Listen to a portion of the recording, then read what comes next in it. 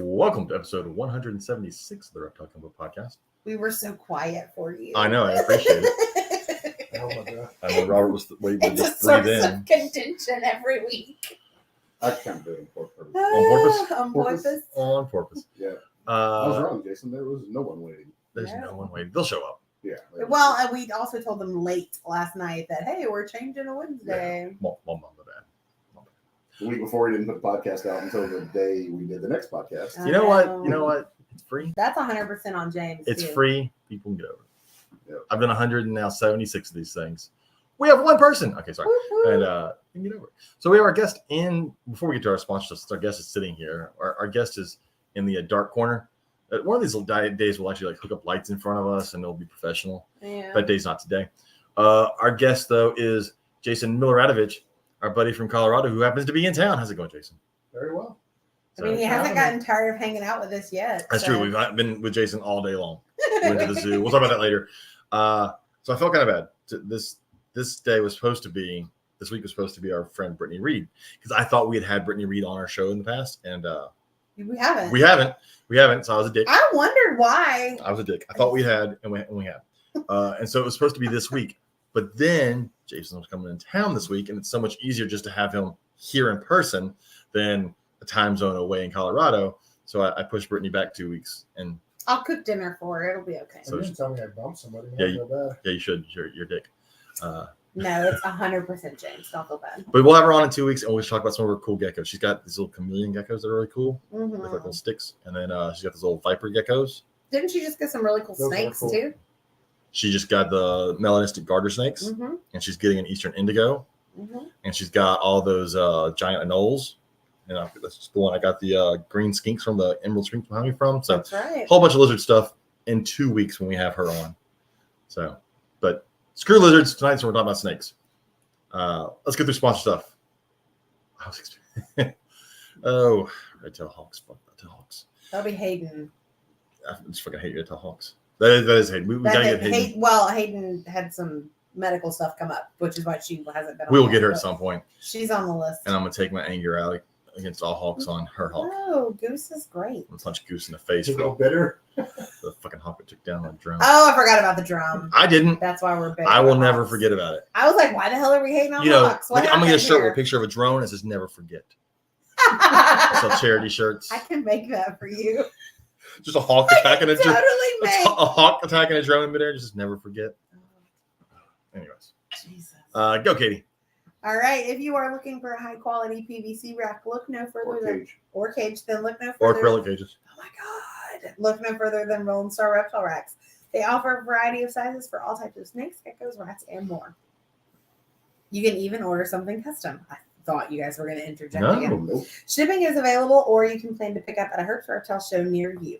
Visit ellisreptileracks.com to reach out to Lone Star Reptile Racks and place your order today. Robert did look like he had something to add. I was waiting for it too. No, you just waiting to annoy Katie. Also, Lil's Shop of Horrors. It's Lil apostrophe. I always feel like I have to say that because it's hard for me to say Lil's without sounding like little. Anyways, Lil's Shop of Horrors is a small feeder and pet supply business based in San Antonio, and they regularly schedule feeder meetups around San Antonio as well as other neighboring towns and cities. They offer shipping on their feeder insects, isopods, and are working on starting shipping on their feeder rodents too. All feeders are raised on a nutritional diet that optimizes the health of the reptiles and amphibians that consume them. Reach out to Lewis over there at Little Shop of Horrors. Get you some feeder insects. I've got a whole freezer full of rodents from him right now that I fed some out. I had a ball python that was being a tricky eater, and he actually ate one. So maybe there is a difference in the food. Maybe he's just like, I don't like that shit from the other place that I ordered from. Maybe. I had to order mice though because Lewis was not ready for mice. He underestimated how many people want mice. Oh, there you go. He had crap tons of rats. Was not ready for mice. He's working on that though. So check out Lil's Shop of Horrors. You can find them on Facebook. Please give them a holler, especially if you're in the Texas area. I mean, he drove over to Houston for some meetups. That's where I got my rodents. So if you're in areas he may drive to, maybe you'll get some. Herps. Let's go to Herps. So If you, before we go with some Herp Show dates, if you are a, whatever it is you do, if you pray, if you put positive energy out or things like that, they did have a loss in the family. So if you could keep Sean and Lori in your thoughts, that would, I know they would really appreciate it. They're dealing with a lot right now. But we do have some upcoming herp shows. Yeah, sorry, I went back to thinking about the thing with Lewis, and I keep forgetting there's a percentage off if you mention the podcast. I don't want to get it wrong because I don't want to be like, you owe me more money because they said so. Give me a second. Talk some more sales. Oh, well, I can give you some herp show dates. So if you are in the Oklahoma City area, you can check them out July 29th and 30th. Corpus Christi is August 12th and 13th. Then in Bryan College Station, August 19th and 20th. Conroe, September 9th and 10th. Baton Rouge, technically Gonzales, September 16th and 17th. Waco, October 21st and 22nd. Lake Charles, November 4th and 5th. West Monroe, November 18th and 19th. Oh, I was ready. Go ahead. If you contact Lewis over at Little Shop of Horrors and mention the podcast, you get 10% off the first order. There you go. So help us out. Help him out. Herps, Little Shop of Horrors. All right, we got all our sponsors. We're good. Yeah. You still haven't hung our sign back. I promise I still love The Howdies. my sign from the Howdies. It will get hung up. I mean, look, there's brackets from where it was hung up, and then someone's fucking chameleon came in. And I mean, I was honestly a little disappointed because I was really hoping to see it. you can see it. It's right we there. can plug it in for you. You can see the lights and everything. It's That'd just be not on the wall yet. I mean, that's pretty cool. I'd love to see it lit up. It really is an awesome sign. You know, be a It's thing later. gorgeous. Yeah, I don't even know where we have a free plug right now that we have so many animals back here. Okay, no, that part we may not have a plug. I would like everyone to know that they are not joking when they said there's animals in every room in this house. Oh, They're yeah. literally everywhere. I even took him in the closet. Whoa! I did. Not Oh, like that. the Samboas that are in there, Yeah. and the And turtle. the box turtle. That's leaving soon. Yep. End of the week, hopefully. If I can get into my classroom on Friday, everybody's going up there. I also have another snake that's in quarantine now, thanks to Jason. Mm-hmm. I now have a female black Russian Samboa, or Russian Samboa. It's a- Robert's got a pair the too. best of the Sambos. Yeah, I don't care about Roberts. They're not mine. I care about mine. I've got one Don't be a dick, James. to go with my male that I also have from Jason from 2 years ago. Yep. So in like 5 years, I'll be able to produce some. How fast do they grow? Are they They can grow pretty fast. You'll be Really? surprised. like Kenyans? Like my Yeah. Indians are taking forever. So I do cool mine in the wintertime, and that does slow it down if you do it. Like rubbers, where it takes forever to grow rubbers because Yeah, I don't think it's necessary to cool them for the growing process. For the breeding, I think they do appreciate it. But Yeah. I kind of like to start doing it with stuff young, just because that's realistically it's an experience in the wild. You know? yeah. So this show will be all over the place. It'll mostly be boa based because Jason does mostly boas because those are the best animals. Yeah. Those of you that have egg laying shit, I do have a few ball pythons, but I Don't really ruin speak it. about this. don't ruin it. You sounded so cool until you said that, Jason. All right. Canal-side Exotics want to know if we got a new camera. That is the anal side. That's just me. Thank you, though. We have that's the same picture. We are going to get a new camera at some point, but they cost money, and the Yeah. one won't cost a lot of money, but it will be coming. My replacement drone should be here soon, It's like tomorrow. tomorrow. So if anybody It was got listening last week, lost. and my drone got hit by a hawk, fucking hawks. My drone will be here next week. So, anyways, so let's see what's going on. Anybody got anything else going on? So our day, we went to the zoo today. we hijacked Robert's kid, took We him with did. us. We took Robert wasn't going because it was sort of hot. Yeah, So he Robert has to do work things. Robert has this thing called work. He blamed work, but he also doesn't like that big bright thing in the sky because it's hot. It wasn't miserable today like It was I not. expected it to be. Ow. I mean, it was. All but right, we it's didn't- definitely hot if you're living in Colorado for a while. So, but it didn't really get bad until after lunch. Nathan, I know we need like 3 more cameras, and I've got little buttons here that would be great if I had them, but they But then there's a camera right on my face, Oh, there will and be. I'm not okay with it. right No, in the sir. face. We will get them. You know, look, we've only done a few of these things. We're only on episode. It's only a couple of them, like 176. So we'll get more equipment at some point. You know, if people joined our Patreon, you can join our Patreon if you want to. You can find a new camera. For Yeah, we got to do something for them to join the you Patreon. don't have to. They can just appreciate what we do already. True. We do this But then they could be like, well, now I do pay for your podcast. For- so we want for to- small $5 a month. If 50 of y'all do that, You can support a good service. you can support a poor podcaster. Poor teacher. Yeah, poor teacher. We will get cameras at some. I mean, probably around episode like 307. It's a very specific number. Write it down. I have plans for that one. I'm like, okay, 37. That is true. Nathan did already join our Patreon. He is one of the ones that helps pay for us being able to put this up so Katie doesn't yell at me as much when money comes out of her bank account. Yep. I think I am too. Are On you? your Patreon, right? I don't know. I but think so. if you I don't know how any of that works, so I'm not the person. I go in there and it says, "Hey, you have money in that my bank account." I will message him. I will literally text him once a month and go, "Hey, this came out of our bank account. Do we have funds to cover it?" And he's like, "Oh, I can transfer money. Hang on." Thanks because to Nathan. It's podcast stuff. I'm like, I'm not paying for podcast stuff. I'm on. Nathan is great at posting articles for us to read on our discussion group and giving us money each month to help cover this. Yep. He does good ones too. Yes. Yeah, like not crappy ones like some people. What did I share that you didn't like? I don't know. It's usually Don't be an ass. goofy stuff. Anyways, so we went to the zoo today. Went to the Houston Zoo today. We took Robert's son, Logan, Jason, his wife, their 3 sons. Name. I'll get this. No, I got this. Do you? I do. I You do. don't. Ivan, Yes. Drake, Yes. and Don't forget Lincoln. my little. There you go, my little Bam. buddy. Don't ask me to name the other kids. And then also, It was not hard. uh, Case, Emmeline, Aniston. it's because you took time to learn the names. I didn't take time to learn the names. There was too many kids. She's got that teacher gift. Though. I There were do. 70 kids with us. Don't ask me in a week. I might not remember it, but There were 70 of us. there were not. There were 8 kids. That's a shit ton. They I don't all even kept remember up mine's with each name. other, though. It was beautiful. I forgot mine's name halfway through the day. So anyway, and then your sister, her 3 kids. Had to do the math on that. Crew. I know. And then your mom. Yep. So, yeah, So it was a bunch of us. And then I got forced to drink We were an icy. posse. we were. It was so much fun. I was- loved it. I was forced to drink an icy. You like ices. I like ices, but I walked up to the thing and I asked how much they were, and they were more than I was willing to pay for an icy. And then someone's mom was like, "Oh no, I'll buy you one." I was like, "No." And then she forcefully bought me an icy. $13, isn't that ridiculous? That's the zoo.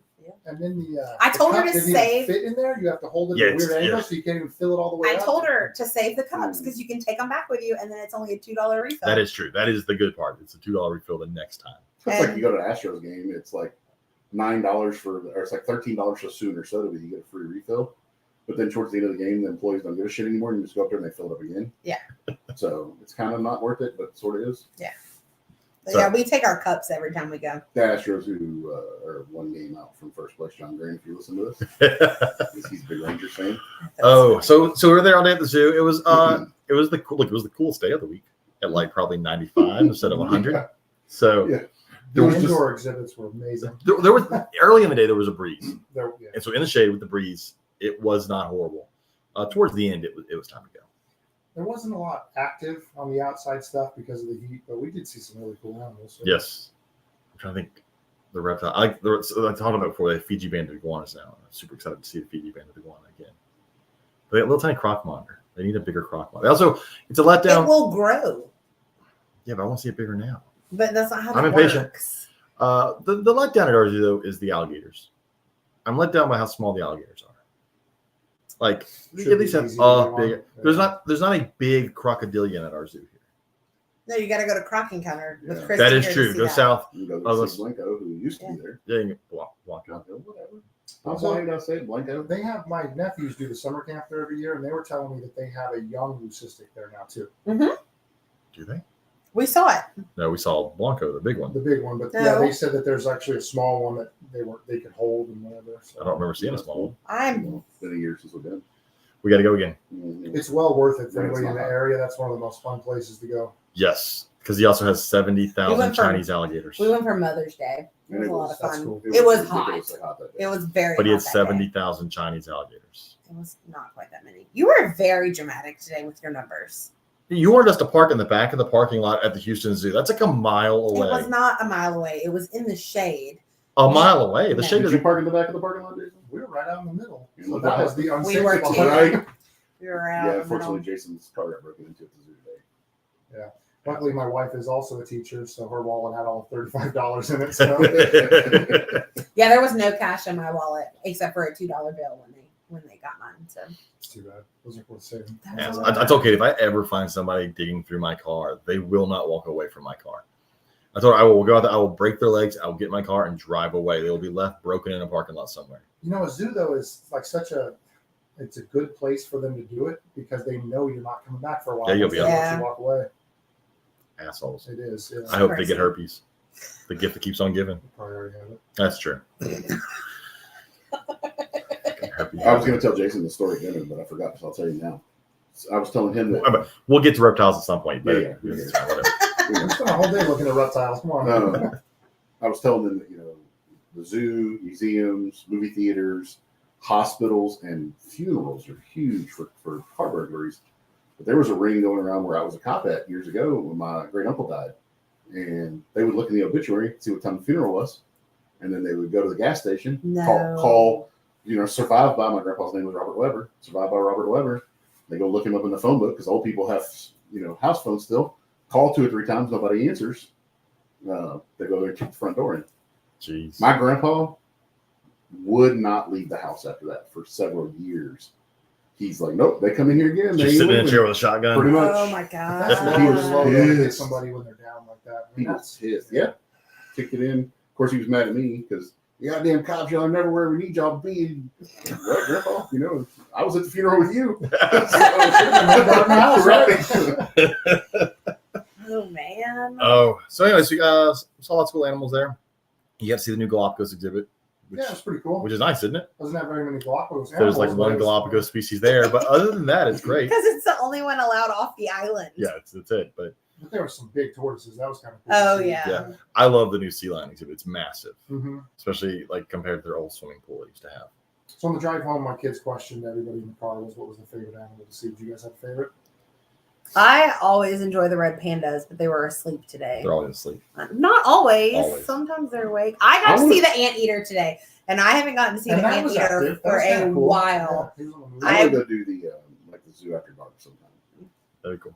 Yeah. Well, we've got the the brew at the zoo coming up in September. Yeah. So where you get drunk at the zoo? It is actually, so it's 21 and older. And so they have passes where you pay, it's like $45 a person. And then that gets you your passes for all the beer at the different things. Or you can just pay $35 if you're the designated driver. And then you don't get That's the. not get high at the zoo. 'Cause then that might be- Yeah. That's Colorado. Yeah. That's their They do a bunk at the zoo. Well, they did. I was looking into it before COVID, and I thought my boys would love that to be able to go actually like have a camp out at the zoo. It'd be fun. They do that here. Of course, I You see don't on the have a ground, microphone I on. might not be I know. able to back up. But she thought about She's just screaming I in the know. background. Right That's here why I was through the like- airwaves. I was trying to fix my headphones. You They can were turn all falling off my microphones off head. things here. Yeah, no, our zoo does that. You can sleep. They do overnights on Sleep with specific the nights. fishes. And well, depending on how big your group is where in the zoo they put you. I thought that would be fun. And you can, like, if you're in a scout group, you can say, hey, our scout group's going to come and do this. And so the whole group can come. But you get there at like 6:00 in the evening, and then you're there all night. You sleep there. They feed you breakfast the next day, and then you take your stuff to the car before the zoo opens. Hopefully exotic meats, right? And I don't Right. know. Whatever died that day. And Right. then you have Hey, the other whole giraffe, day. yesterday. Yeah. Whoa. So Liz taught 4th grade for 11 years, and so she did an that was my bad. You already yelled. You yelled about doing Don't that. hit the I microphone. can't talk in my hands.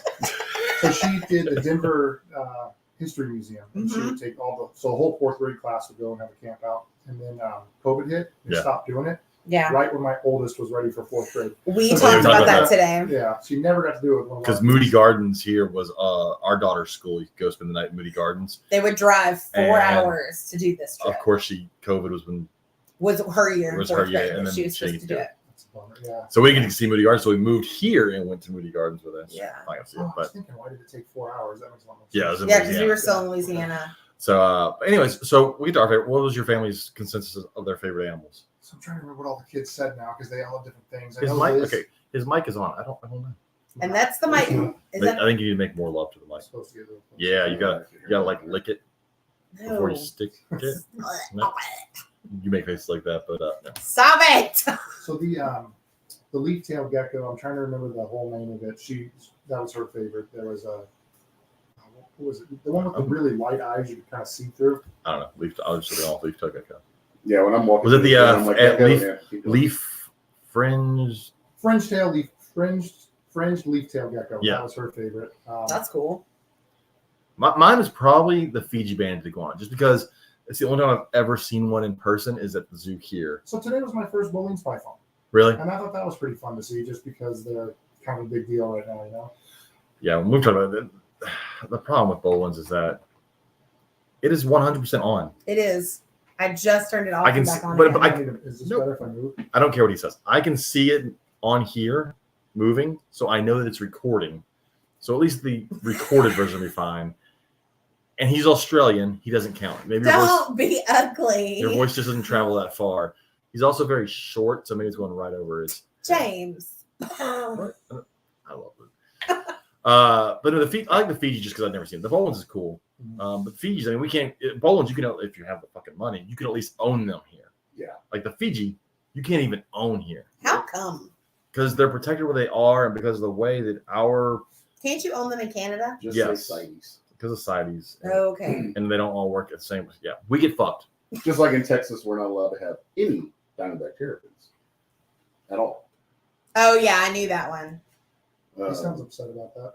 Yes, Is that a sore point? It is Well, for all of yes. us. because if I could own If an I could aquatic own turtle, anything aquatic, I it do would like be the that. Matamonas, like we talked about earlier. Yeah. But I love the personality of diamondback terrapin. They're so fun. They are because they're great. native here and they're protected.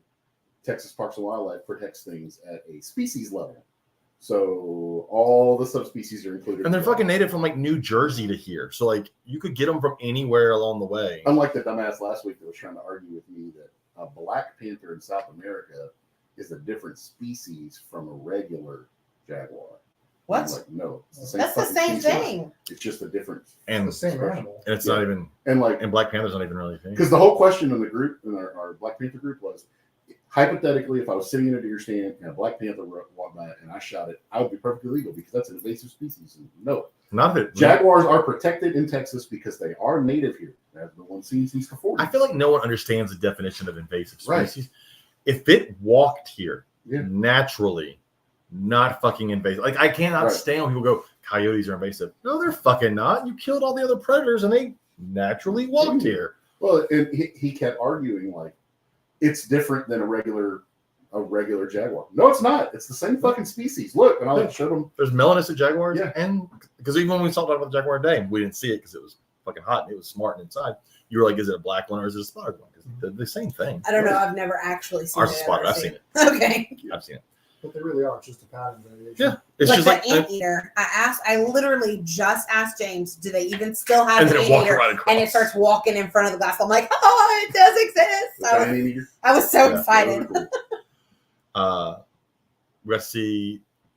We didn't see. We saw one otter on it. There are 300 species of otters in the zoo. We saw one, Well, one of them was closed for maintenance. and I don't know where the small clawed otters were because they didn't see them inside the building. So all we saw were the No. American otters. What is it? Yeah. Everybody loves And that. the hearing our pelicans. story about the zoo, but you didn't catch it. Gorillas, when the gorillas all out everywhere. Dude, so we watched a big male gorilla go to the back of the inside room, grab the biggest fucking armful of hay, bring it all the way to the front on two legs, and plop it on top of this platform, And then like Spread it out. Yeah. Make And then he himself looked- his he looked own around. bed. jumped off, grabbed some more hay from off the bottom, put it up there, spread it out, laid down, took a nap. Oh yeah. It He was takes great. away from us because he's like, He's like, yeah, I'm just going to pretend you guys aren't here. Yeah. That new gorilla, I say new, it's like 3 or 4 years old now. That new gorilla exhibit is awesome there. It is Because nice. you're down in that little cave where they're at. And Well, and you've got an outside area, and then you go inside their building, and inside their building you can view the outside, but then there's also another area off to the side, and then you go outside, and there's Well, more to see. and- All right. So were you guys weirded out by the chimp that was plucking his own hair and eating it? Yeah, that was weird. That was 'Cause strange. I didn't see that he had like bugs. No, he was plucking It like looked he was like literally just plucking the hair like- off his inner thigh and shoving yeah, it in his mouth. inner thigh, and then It he was just eat it. strange. And I'm like, that's he was emo. fucking weird.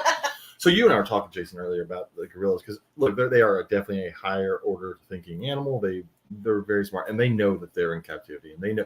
And so many Chimps people, do? yeah, and so many other animals do, but and so that's when people like PETA, I hate PETA, want to badmouth the zoos about how they're horrible because they do these animals. But we talked about it. If these kids don't walk in and see that gorilla 3 inches away from them, they will never give a shit about that gorilla. Dude, if you haven't watched Chimp Empire on Netflix, I have not.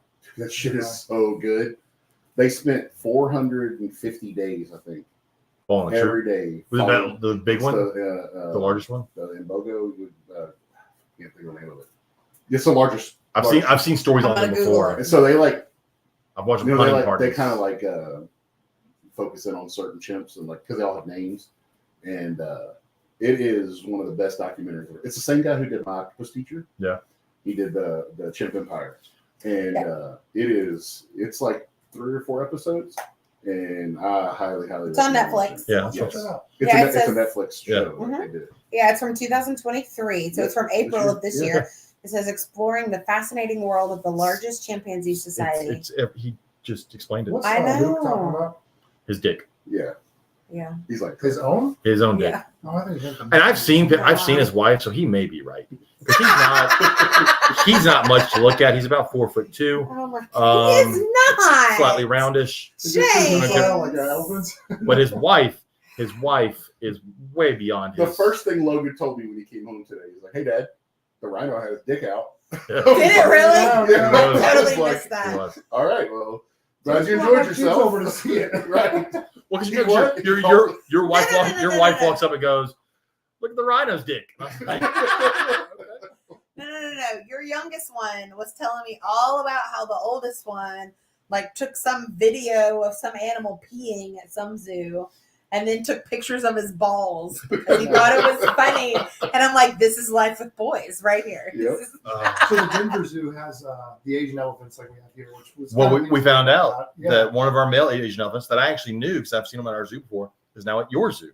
Yeah, so they have it's like a group of bachelors. They had a specific name. They for said it was the biggest bachelor herd, I think, in the Yeah. country.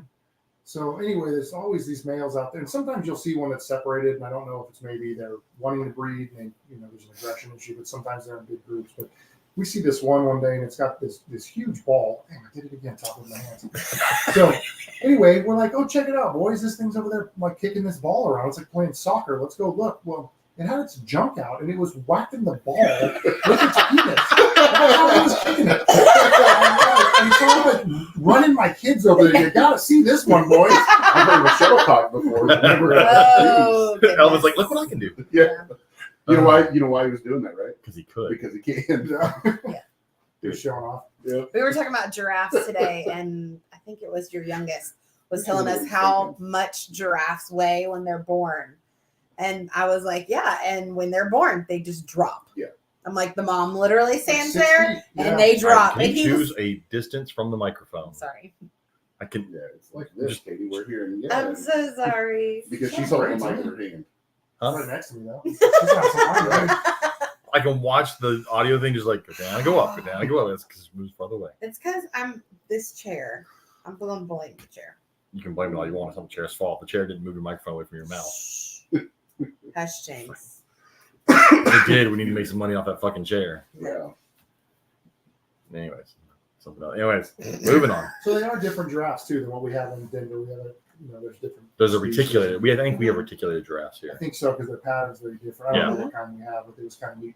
It's neat visiting a different zoo and just seeing different things than what you have at home, or even different enclosure setups. Because even the things that were duplicates, so to speak, they were. Well, that's When as we someone had a who works at baby- zoos, has worked at a zoo. I look at enclosures and setup and all that stuff a lot different. I don't just go, "Oh, look, a giraffe," and walk off. I look at like where the keepers come in and how all that stuff is set up. Yeah.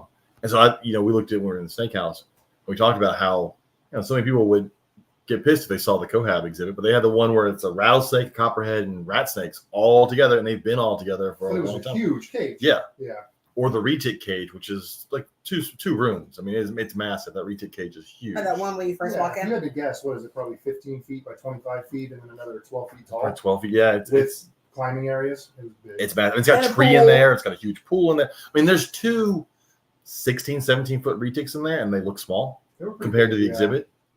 So what it still blows my mind is that the white alligator used to live in there. That's not an alligator exhibit. No, that's why he couldn't swim when he got to Chris. Yeah, Well, right. that's probably why I didn't do well because I mean, you probably remember visiting him, but he never moved. Never moved. He laid in one spot all the time. I told you, Chris told us a story when they first got the white alligator and they took it to there and they put it in the pond. He sank straight to the bottom. He sunk down like ass first. He said Yeah. he was like a cork. He's- Well, that pond though is what 2 feet deep. The one that they had him in at the zoo. Yeah. Maybe. So he Yeah. probably never had to If use that. No, he forgot how to swim. And Yeah. Chris said it was like an hour later and the zookeeper was still there. And he was like, if this alligator dies, I'm in a lot of trouble. He said they looked out there a little while later and he was He cruising. finally through- came back up. finally They figured thought out- he drowned. Yeah. You'll find a new guy and be like, "Sorry, man, you're going in after him." Jeez. Oh, but yeah. So it was fun. I enjoyed the day at the zoo. It was great. But I'm one of those that growing up, if we were in a town with a zoo, it didn't matter what the weather was. We went. I've been to so many zoos in the rain, in the cold, in the hot, because I'll go to a zoo. It was the anyway. only day you have to go. Yeah. Well, sometimes it's nice because there's less people there. Today was like the reptile house was not packed. Not at all. It was- The zoo was not packed even with today. that school group or whoever it The was. zoo. It was the zoo zoo camp. camp. Okay. Yeah. But yeah, sometimes you go on like maybe not a super hot day, but I've gone to Denver on cold days, and a lot of the animals are more active. Yeah. There's less people there, so the zookeepers, you can interact and talk to them a little bit about their animals, and that's a lot of fun. So I had a blast today. It was Well, good. here you're more likely to see the tigers when it's cold. Mhm. Yes. You're more likely, obviously, the snow leopards come out more when it's cold. They were off exhibit today. Where it's too hot for them probably to be out. I saw a bear Lincoln was upset today. We didn't see the tigers. That's it. Yeah. He was. The Although bear I was think I playing- recovered at dinner because every week you get like a Houston Zoo email if you're members, and the animal of the week was the tiger, and so they had a video of him getting a popsicle, so he got to watch that at dinner, Oh, perfect. and he thought that was kind of cool. The kicking cables and wires. We don't plug something to with my feet. Anyways, the bear was playing in the pool because it was hot, so he was playing around in the pool. That was cool. Which bear? Black or brown? The brown. They only have it's a black bear. Oh, but it's the It's a brown brown black black The bear. brown They don't- color version. We don't Yeah, have any. We don't have any brown bear. We don't have any There's grizzlies. three All we have is different black No, bears. we don't have the grizzlies anymore. No, it's just black bears. There's three There's brown ones, color black bears. Well, you have brown black bears, you have black bears, you have blonde black bears, you have cinnamon. Silvers. Yeah, there's Yeah. I've never seen a Yeah, silver. they have some silvers like in Western Canada. Oh wow. so. Anyways, that was our trip to the zoo. So I want to go over our question that we posted this week that we made Jason give us last night. It says, "What do you do to stay motivated or keep your enthusiasm when the workload of your collection gets to be too much?"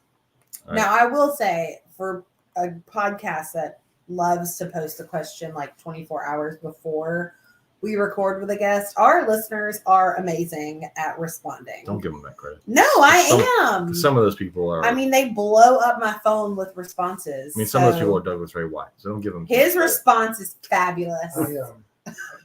To be honest, I didn't even go and look and read what the answers were yet. So- It's okay, I normally So don't. we're gonna go over them now, and then we'll go over our answers here. We actually have one to contribute to this week. So And then I guess before we start, Yeah. what made me think of that, it's a lot of prep to go on a vacation. So with the drive time, when we come down here, we're gone for about 8 or 9 days usually.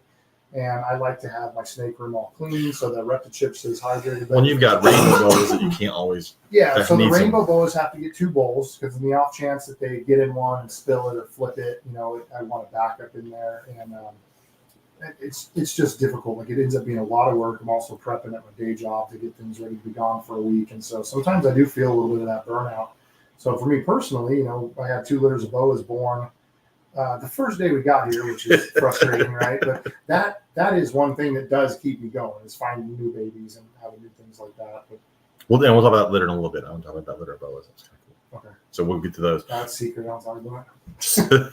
that corn snake is like crazy. I just been check- That yeah, I'm one, checking that one the also whole goes to time. the classroom. That one Okay. is. So super active. Robin Williamson says she takes a breath, reminds herself, "I chose this life, and it could be worse. I could be living without them." Okay, I get that.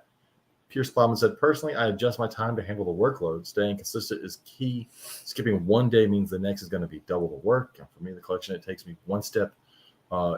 It takes me one step over obsession, and that's passionate." I read that right. That just feels weird in my head. I could be in my animal room all day, every day. I will say, it's very easy to skip a day, and then the next day go, "I'll do it tomorrow." The next day, do it tomorrow, and then you end up realizing you skipped a week. Mhm. And And then you're like, oh God, I have so much to catch up on. or you go in and so say you have rainbow bows, right? And they need water. And the bare minimum you do is you go in there every few days and you just make sure to top it off with water. And then you don't do anything else. And it's very easy to get in that. When I was a zookeeper, I was the absolute worst reptile keeper at That's home. because you were doing it all day. Yeah, at it was work. hard to go home and be like, I'm gonna go clean animal cages now.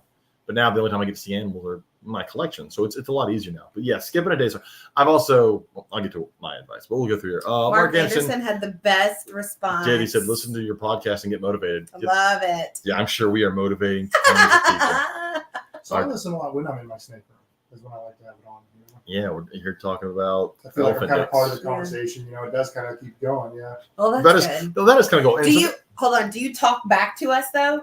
Because when I listen, Unfortunately, I do sometimes. so when I listen to teacher podcasts, they'll start talking, and I'm like, yes, and I'll start talking back to the podcast like they you sound can't handle silly it when all. you realize it. I Like, know. yeah. I do that all the time. I totally, when someone listens to a reptile podcast and they'll ask a question about something I do know the answer to, I will say it out loud. So how irritating That was is it when fucking you hear weird. somebody say something wrong though? They give the wrong advice or they call Oh, something yeah. the wrong name. Yeah, no, I get angry and Yes. argue with them. Yeah, I do. I do like, so it's weird. Since I do a podcast, I listen to way less podcasts now that I do a podcast. But when I used to listen to a lot of them, I mean, I felt like I knew, like the guys over at Morelia Python Radio, I felt like I knew them pretty well because I'd listened to the podcast. So it felt like you're there with them because they have a very easy flowing podcast. That's how I stalkered my way into this. I was like, I really like that podcast. Well, So wait a minute. So you're saying when you listen to like true crime podcasts or whatever, that you're gonna like, no, that is garbage. That is not how this would work. Like No, you don't not at talk all. back to your podcasts? Not at all. Not even a little bit. What? weird ass. I don't believe you even. either. I'll be like, damn, that's fucked up. Like if they Like you just have an opinion But you on have- it. you have listened no to where internal- some girl stabbed her mom 153 times in the bathroom while her little freaking pussy of a dad was outside going, please stop beating your mom up, instead of kicking the door in. Even Logan's in the truck going, kick the door in, dude. See, Logan's talking to Logan it. talks back to Until the podcast. blood starts coming under the door and he realized, oh shit, something's wrong. And he still didn't kick the door in. No. And she comes out Hey, covered in that's a blood. real story. Yeah, 100% is in Florida, believe it or not. No. I mean, I No, it was in Colorado. It's in Colorado. Oh, they were hot. They were Yeah, fine. she's in, the girl's in like, she had like a mental break. And little 100-pound Asian girl stabbed her mom 150 sometimes, 70 in the face. Damn. Imagine the insanity. Anyways, Yeah. let's move away from that craziness. So, anyways, but and the guys over at the Herpculture podcast, I felt like I knew them very well, and then I actually met them in person, and it was much easier because that's one thing I like about this podcast is I want people to listen to it and feel like it's just a conversation and not, we listen to some podcasts out there that Can are I very say it? that are very I don't want to say structured because structure is not a problem. pretentious. It's not even that. They're scripted. Yeah, it's Yeah. very scripted and it doesn't They feel have like an outline that natural. they're following, and they're we're spending too much time here, and it doesn't have a conversation. Yeah, I can't do that. We're normal. We're not. There's nothing normal about any of us. But it just doesn't feel natural to me. I Just try. like try to. I don't know. If we don't get to it, we don't get to it. We'll fucking get to it next time. Now, I would like to say though that when you started this podcast, It was. you had this is the order that I want to talk about things, and then you ended up with Robert and I as the co-host. But I just and enjoyed. that went down I the enjoyed drain. conversations way more. So when we did pint size, I totally had like 3 pages of notes and kind of an outline to talk about rubber boas for that first time, and then after that, because I felt like it turned into a conversation, went really well. So I was like, yeah, screw it. For the rest of it, I maybe read Wikipedia. It was in Aurora. Oh, okay. Aurora. Yeah. That's where Wayne's World is. Not Colorado. No. Just Uh, outside of Denver. but yeah. So in my Pint Size podcast, there's like 9 episodes out there. You can go listen to that. We kind of quit doing that one. But I feel bad. That was a good one. But you're right. We talked about it earlier. There were 3 of us as co-hosts. All 3 of us were in a different time zone, and then our guest was sometime in a 4th time zone, It was a struggle. and it was rough. We had a lot more I wanted to cover, so I'm a little disappointed about some. I know. We never touched on Rosie. But if you were to move to Texas, you'd be here. That's one less time zone. It would be easier to do this. Not only do you have your sisters now harping on you, but you have James. I've been bothering them like 2 years to Yeah. move here, so it's My sister's been sending me listings while we were. Oh yeah. Oh, she got real excited at lunch today when No, she the other realized. sister was. Oh, that's funny. Well, the one that was at the zoo with us today got real excited when she found out that James was also trying to get you to move to Texas. She was like, "Yes, you're on See, our and then you can just side." come in the studio and we can do pint size here. We'll just make Travis call in from West Virginia. You could just move too. Travis didn't fucking move in. Oh, Don't do that. wow. No, I would like to get back to doing pint size. It's just, I said before, it was hard for me to schedule guests because once I schedule a guest for this, I'm like, well, I have a guest here, and then I have to find another guest. It was always tricky. So I was a little surprised how hard it was to get guests. I thought people would kind of jump on it when we offered it to them, and I had quite a few people that they'd say, "Yeah, but not now. Maybe in 6 months or so." And It's so many people are afraid. I had some people that never got back to me. I had other people flat out telling me no. I was very surprised by it because I thought we had a good idea going into Yeah. it, but.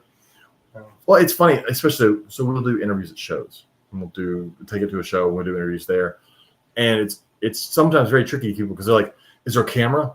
There's no camera, which is audio. And like, I don't know what I'll talk about. I don't want to. And then we'll finally talk them into it, and afterwards, like, "Oh, well, that wasn't as bad as I thought." Like, it's never fucking is it. No one's ever left the podcast going, "Oh my god, that was horrible." Well, we all like talking about reptiles, and it's. I'm sure you guys are just like me, but when you're like at a normal day job, you can't do it. Nobody cares. People glaze over So when you get around other reptile people, it is an easy conversation to have. Yeah. So if we can get someone on the podcast once we're doing it, they're great. It's just getting them on. So, anyways, I'd like to do pint size again. But let's get back to some of the other ones. Howdy's just be present and know that I chose to do this. Not worry about how much of the mountain of dirty enclosures there are first thing in the morning. Rather, each clean and fed animal is properly cared for, and on to the next. That and the reptiles pay all the bills, so I know I can't hesitate or take it easy, or I don't eat. That is true. So they're 100% reptiles. So it is their day job. Essentially. Yeah, but they're also they have focus cube. They have focus cubes. So she's building cages. Okay. And taking care of. She's got a croc monitor. Oh, so they have a full-time job that's outside of normal hours. Those two work about 35 hours a day.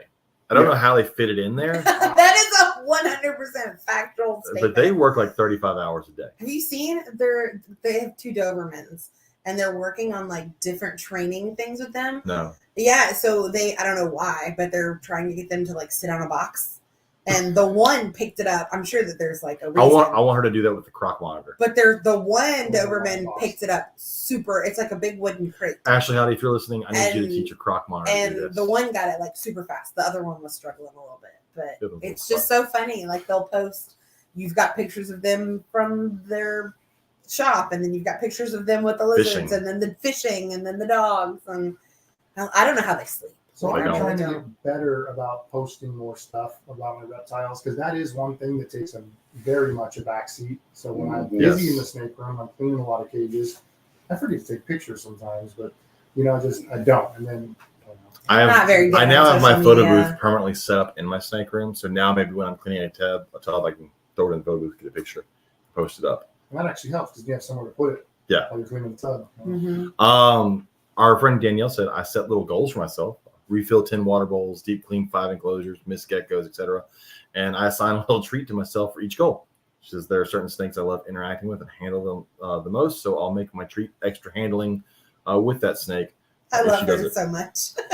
But it is, if you do little things, I've always said, not everybody has a reptile room, but if you have a reptile, whatever, if you have a reptile room too, every time you go there, do something. Mm-hmm. Just something. Even if it's just like you change one water bowl, that's one less water bowl you have to do later on. If you clean one tub, just don't walk in there, look, and walk out. Because what happens is you get to the point where you start walking in, and if there's not like horrible smells, dead things, you really glaze over everything and walk right back out. Yeah, so I felt bad, and Jason can verify this. When he walked in earlier, when I took him into the kitchen, before he came in the house, I was like, don't look at my house. It's a hot mess.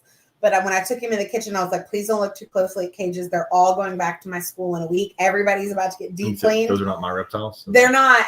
But I'm like, everybody's about to get cleaned. Like nobody has like mold or anything in a cage, but I know they all need to be cleaned. But I feel bad. But I'm like, I'm literally moving them in a week, and I'm going to clean them before I move. A lot of my stuff, and this is so I don't want to do it yet. A lot of my snakes, I will leave messing as long as it's not like I can't really do it too long with colubrids because they just get fucking gross. I mean they shit all over the place. Yeah, but like boas, they'll poop. That stuff dries up pretty quick, and I'll like hand clean some of that stuff, but I don't like deep clean a lot of it because I feel a lot of your snakes feel way more. Here's an example. What's the first thing a snake does after you clean its cage? Shit. It goes to the bathroom. There's got to be a reason for that. It's not an anomaly. It happens almost every time you put a snake in a clean cage. They don't want it to smell clean. They want it to smell like most of these things live in a burrow, live in a hole, live in a tree, something that they're familiar with, and it smells like them. Yeah. So I think maybe a constant sterile environment for some snakes is probably a little stressful because it's not their comfort level. Now, don't leave fucking gross. I mean, if you walk in and there's mold growth in there, that's gross. Time to come out. Yeah, I don't have any of that. I don't. If it's wet beyond, don't come at me. Don't come at me, people. But so Lucas from over at the Retic Lounge said he knows his limits, downsize if needed, slow down, enjoy, and handle the animals like I used to when I had 3 snakes. Downsizing, I think, is a lot of people hit a point in some way, especially if you get into reptiles. Yeah, you get in reptiles and we've talked about before, you get into the Noah's Ark syndrome where you're like, I need everything. And then you realize, oh shit, I can't take care of everything. Yeah. And then you have to start getting rid of stuff. So in the past, there are times that I thought I need to cut something back or cut something out, right? My problem is I don't know how to downsize in the sense that I have this emotional attachment to all of it. So Mhm. for me to get like, I have a hard time selling babies that I've produced because they're mine. You know what I mean? So that's a hard prospect to me. Like, what do you pick to get rid of? Yeah. See, mine wasn't so much downside. I mean, I have a lot of animals now, but I have focus. Don't get me wrong. I still have, like, I got one speckled king and I got one of this or that. But I am mostly sand boas and boa constrictors. That is it. And so it's not so much I downsize numbers, but I downsize projects. You've also gotten a lot more focused on what you get. Yeah. Hey, And that's a big part of it is don't impulse buy. my mom just invited me to Italiano's for lunch tomorrow. Guess what I said? Yes. Yes. Fuck yeah, dude. So we went to dinner 3 tonight. times in a week. Yeah. Or no, 4. That's 4 like times. That'll be 4 4 days, right? Oh my 5 gosh. days. This will be the 4th time I've been there in like 7 days. So It's yeah. hilarious. And now Robert's back to the conversation. Yep, It's sorry. nothing They about just got your own table set up for Just you. in the Yeah. corner. VIP. I like this one. Michael Stringer says, I pay my son to do the cleaning so I can focus on other matters. I will say, our daughter's got a new cell phone. And part of the deal was to get the new cell phone for the monthly payment for the phone. She's going to have to do more chores. So I was like, great. You can help me clean cages, handle snakes. Does So he say how old she's- the son is? No. Because my kids are very helpful. I don't pay him though. So So Joe doesn't have chores where she makes money because we pay for everything that she does, and she's always gotten the hand-me-down phone. One of us gets an upgrade, she gets our old phone, and I mean she was rocking a hardcore like iPhone X. I mean it was doing her thing, and he was like, "Well, if I trade mine in, I get a better deal on my new phone. Sorry, Joe, you're not getting this one."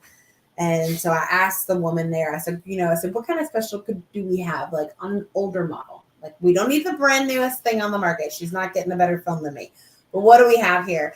And they have a special running right Sorry, now. it was just drawn out Shut story. up. It was really. They have a special Sure. right now. And so we told her, what are you going to do? Sorry. I'm sorry. I'm awake now. I'm you awake. are making There's me, domestic violence going you on. are making me violent. This is it's the about to be second. on one of your podcasts. This is the man. second time she has beaten me today. I warned him ahead of time that I was Anyways, going to so, be violent. Short story long, apparently. We got her an iPhone 13. The deal was it's like $10 something a month. She needs to do extra chores around the house. She's going to help me in the snake room. She agreed to Ta-da. help me. Okay, so I was laughing as you're saying that because I overheard a conversation between me and Joe today where he took her phone out of her hand and he said, "Put this back in your purse because if you drop it before we get a cover for it, I'm literally strangling you." Yes. Because it kills me. As a fucking teacher, I watch kids walk around schools with these just like things that will give you cuts on your fingers if you just try to slide your finger across it. Just broken ass phones. I'm like, that's $1,000 piece of equipment. Her case That's- did arrive from Amazon while we were at the Like, I get CTA. that no one, like most people don't shell out $1,000 to pay for it up front. And so the kids don't understand that. And it's just given to them. They don't. I need my fucking dollar to understand that's $1,000 in your pocket. I had a conversation with her. I was like, no, remember, if like somebody at school doesn't have like, the newest thing or whatever. I'm You know, like, we're the poor people. And her and James both were like, yeah, we're the poor family. The I'm like, neighborhood "What?" the neighborhood that school I'm is like, in no, we're not. is nicer than the neighborhood we live in. Her friends aren't the poor friends. It's us. Right. I was like, oh, well. Her friends have the phones. I was like, still be nice. That school's in a gated community. She, I don't know when we should. well, Well, we started doing it early when she was doing dance. because we would drop her we off drop for like 4 hours. and at so we a time. want her to have a phone with her. Now we are Wouldn't it very, amaze you guys that we all survived that. Oh, yeah. But it's a more technology fucked up been world. there, It's right. also a more It is fucked up world now. I think we know that it's a more fucked up world because of technology. But like It was always fucked up. you as I a had kid, pager in high I school. agree You with too? that. I had a pager. I did I had a pager as a cop. When I got hired as a cop in 2001, they gave us all pagers. Yeah, I graduated I high think school when in I had the Nokia 04. with that antenna Yes. that would pull out, But it's Yeah. definitely more because you think about it now. Would you let your kids just like during the summer? It's 9:00 and go. All right, guys, see y'all later, and just go. No. No, but as a kid, you totally fucking did that. Oh, yeah. We rode miles away on our bikes. We knew we there were had to some be woods home behind by our house, dark. and we would just go play in the woods, and Yeah. our parents would just see us when we showed back And up. there'd be like a weird guy that hung out in the woods, and you're like, Yeah. "Oh, that's just Steve." Yeah. You don't even think nothing about it.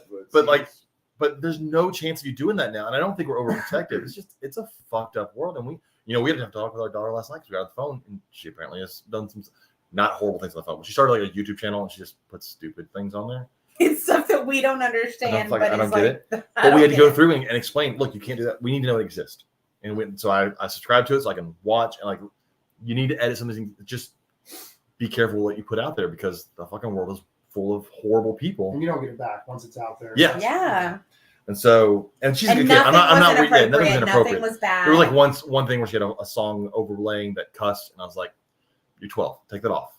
Like, just take it off. Drake and one of his little buddies, they've been going out catching whatever they can at home, and so he wants a GoPro, and they want to start their own YouTube channel. Yeah, That's the thing. That is well, and like, that look, is the thing now.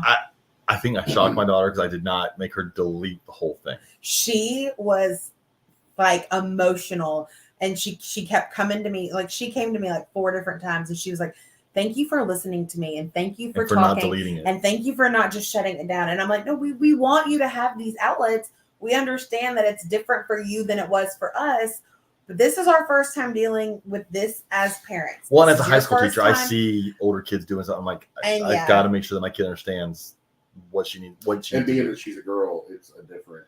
Yeah. Oh my God. We have to look at it differently as dad parents, Yeah. because our which I raised do a think girl. we probably have it slightly easier. We absolutely do. I worry much less about Logan than I did about my daughter. Look, there's not girls out there that you're afraid of seeing your son online and then making inappropriate comments. Yeah. Right? Right. You're not. Look, it's a double standard world. It is 100% a double standard world, and people can be upset about it, but it is what it fucking is. Guys and girls are different in this case. It is. And if you want to be, I need some more people to comment so I can quit reading massive comments. so anyways, she's in. Long story short, she got a phone and now she's gonna do more work. Our buddy Seth said what he does is he just checks the incubator and it changes, And that motivates him. and that motivates him. Our buddy Douglas Ray White said, "I think about why my wife should have been more persistent in saying no to me. Then I cuss a little and just do it." And then her response to that was, "Oh, she is persistent, but you don't listen. And then you pout when you don't get your way." And I would just like to mention that the other night when Jason decided to tell all of us that, What? we have brand new babies, the boas that were born. I have Veruca Salt over here. I want to. He was like, "I want that. I want that. I need that snake." And Joe was like, We'll get to that conversation later. "Calm down." Anyways, Todd Autry said he sells. Yeah, I'm not selling my shit. I'll just Becca over at Learning says she just hires an employee. I We kind of can't do do that. that. I kind of do that with my You kids. kind of did that with child labor. I don't know that I would trust somebody around my stuff without me hovering over them. I know it's tricky. I'd be the helicopter parent when it came to the snakes. Yeah. Creative Coralofus Mhm. said, "If I don't do the work, the animal suffers. So I better fucking do the work." And then, Dax Dax said, "Just keep pushing and keep ourselves relevant, promoting all over social media." I think Dax did And then- give me assignment. Yeah, Dax doesn't read the questions. He just answers whatever question he thought was there. He's a Yankees fan. It's okay. There have been several times I think Dax just answers whatever question he thinks. Well, was he the also had question. to correct your grammar. You know what? It wasn't grammar. It was a word, and I fixed the word because the phone put the wrong word in there itself. Mhm. But now I have a tablet for a phone on this fucking iPhone You Max. fixed it. I want to hear it. I'll be able to type on, which is fucking It is huge. huge. It's enormous. Does it fit in your pocket? Barely. There's no way girls own these Yeah. because You you're can see carry purses though. It fits in the purse. You're gonna have to start wearing cargo shorts. like Let's get you a fanny pack. let's fucking not. But like, girl- about their fanny pack. I love Everybody fanny noticed at packs. the zoo. I love Joe them. Rogan wears one every day. He's one of the coolest guys in the world. It's Hey, still- but guess still not cool. they both have their wallets in their fanny packs. They won in the car. Oh, bless Hey, you want them. to bring that up when you get back to the house? Too soon. Too soon. See how that goes? Don't do it, Jason. You should stop on the way back and like buy your wife a fanny pack and say, "Here, so you don't lose your wallet." See how the No. kids didn't lose their shit. In Australia, they're called satchels. So, anyways, ways Does it to go in your ass like a fanny pack? there, yes. What's he talking about, like a purse? He's probably In that relationship, he's probably the bitch. James. To get her, he had to have been. No. You're saying he carries a purse. Oh my He's, god. to keep her around. I've carried my wife's first I couple was gonna times. say James has carried mine before. With your pinky out. I've actually carried it out of the Italianos while she went to the bathroom and asked somebody at the door, "Does it match my shirt?"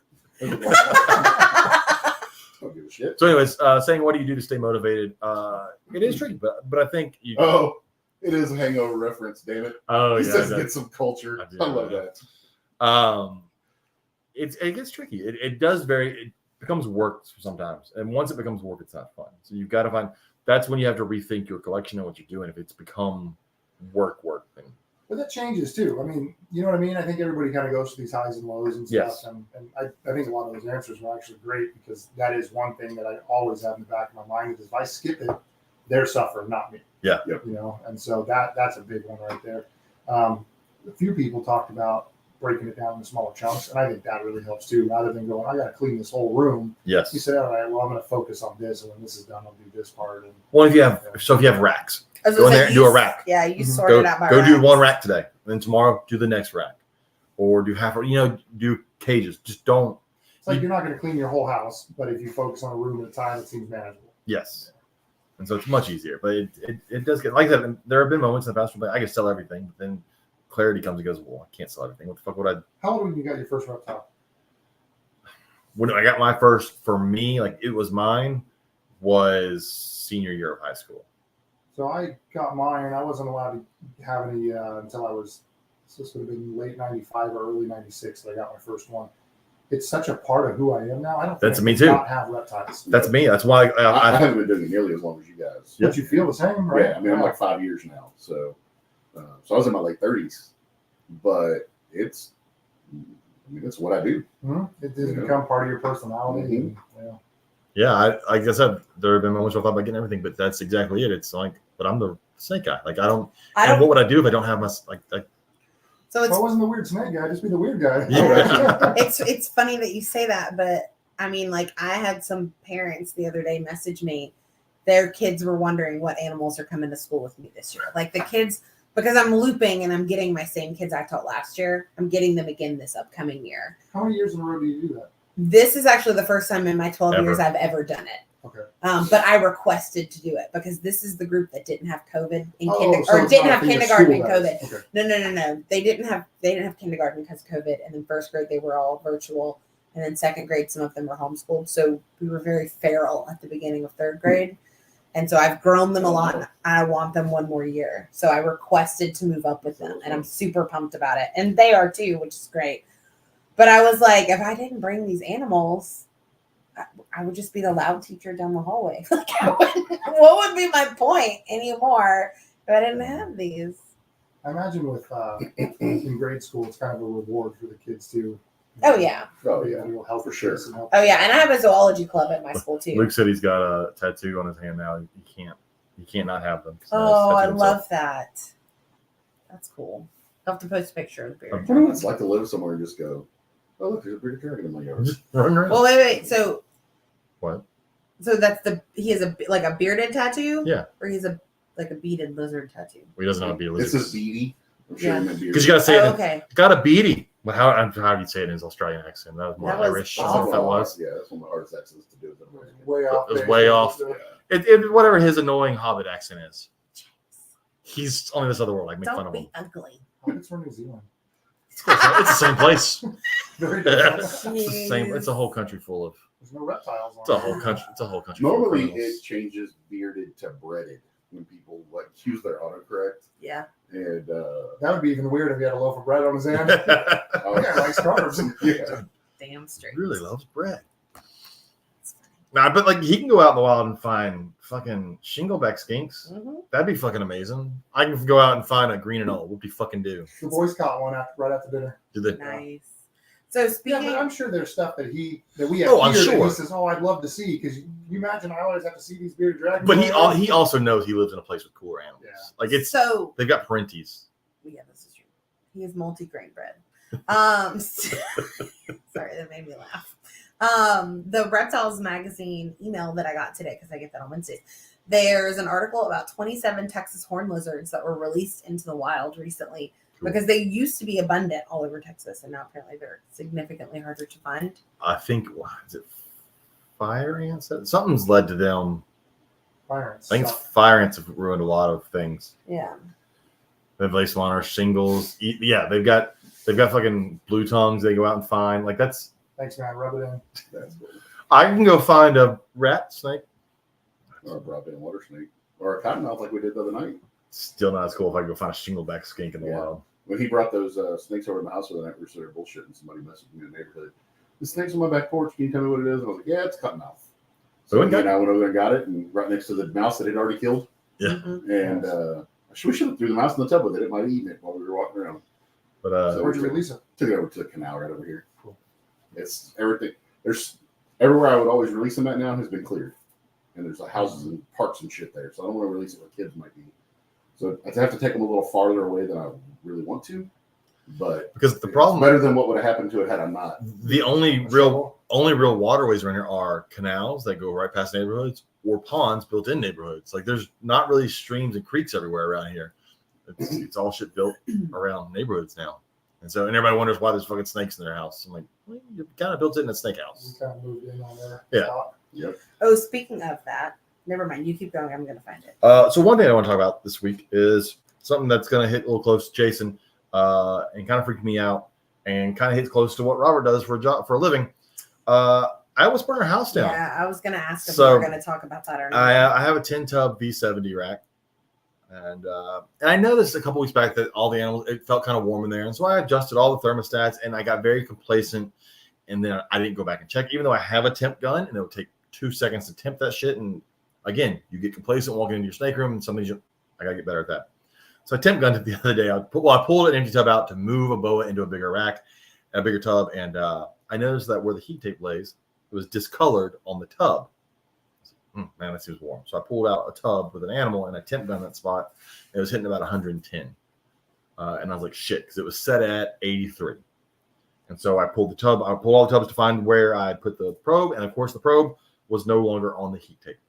And so the heat tape was just running full blast. Yes, it was running full blast.